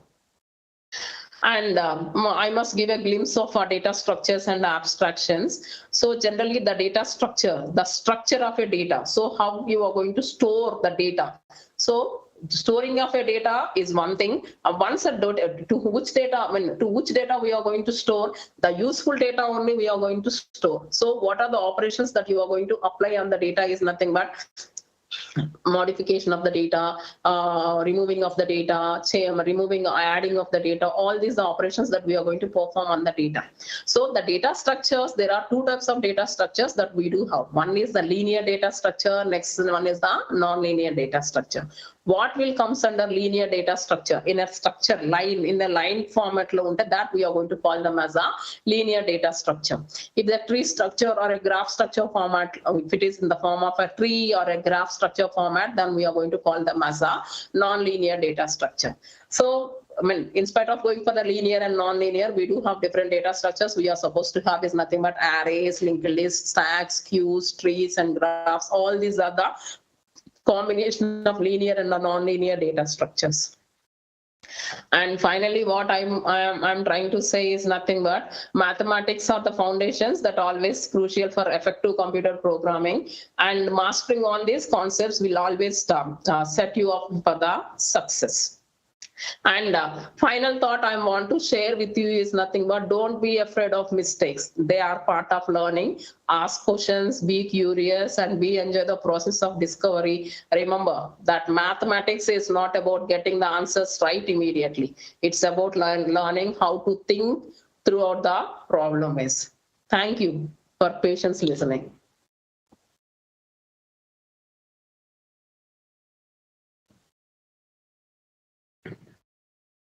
Yes, ma'am.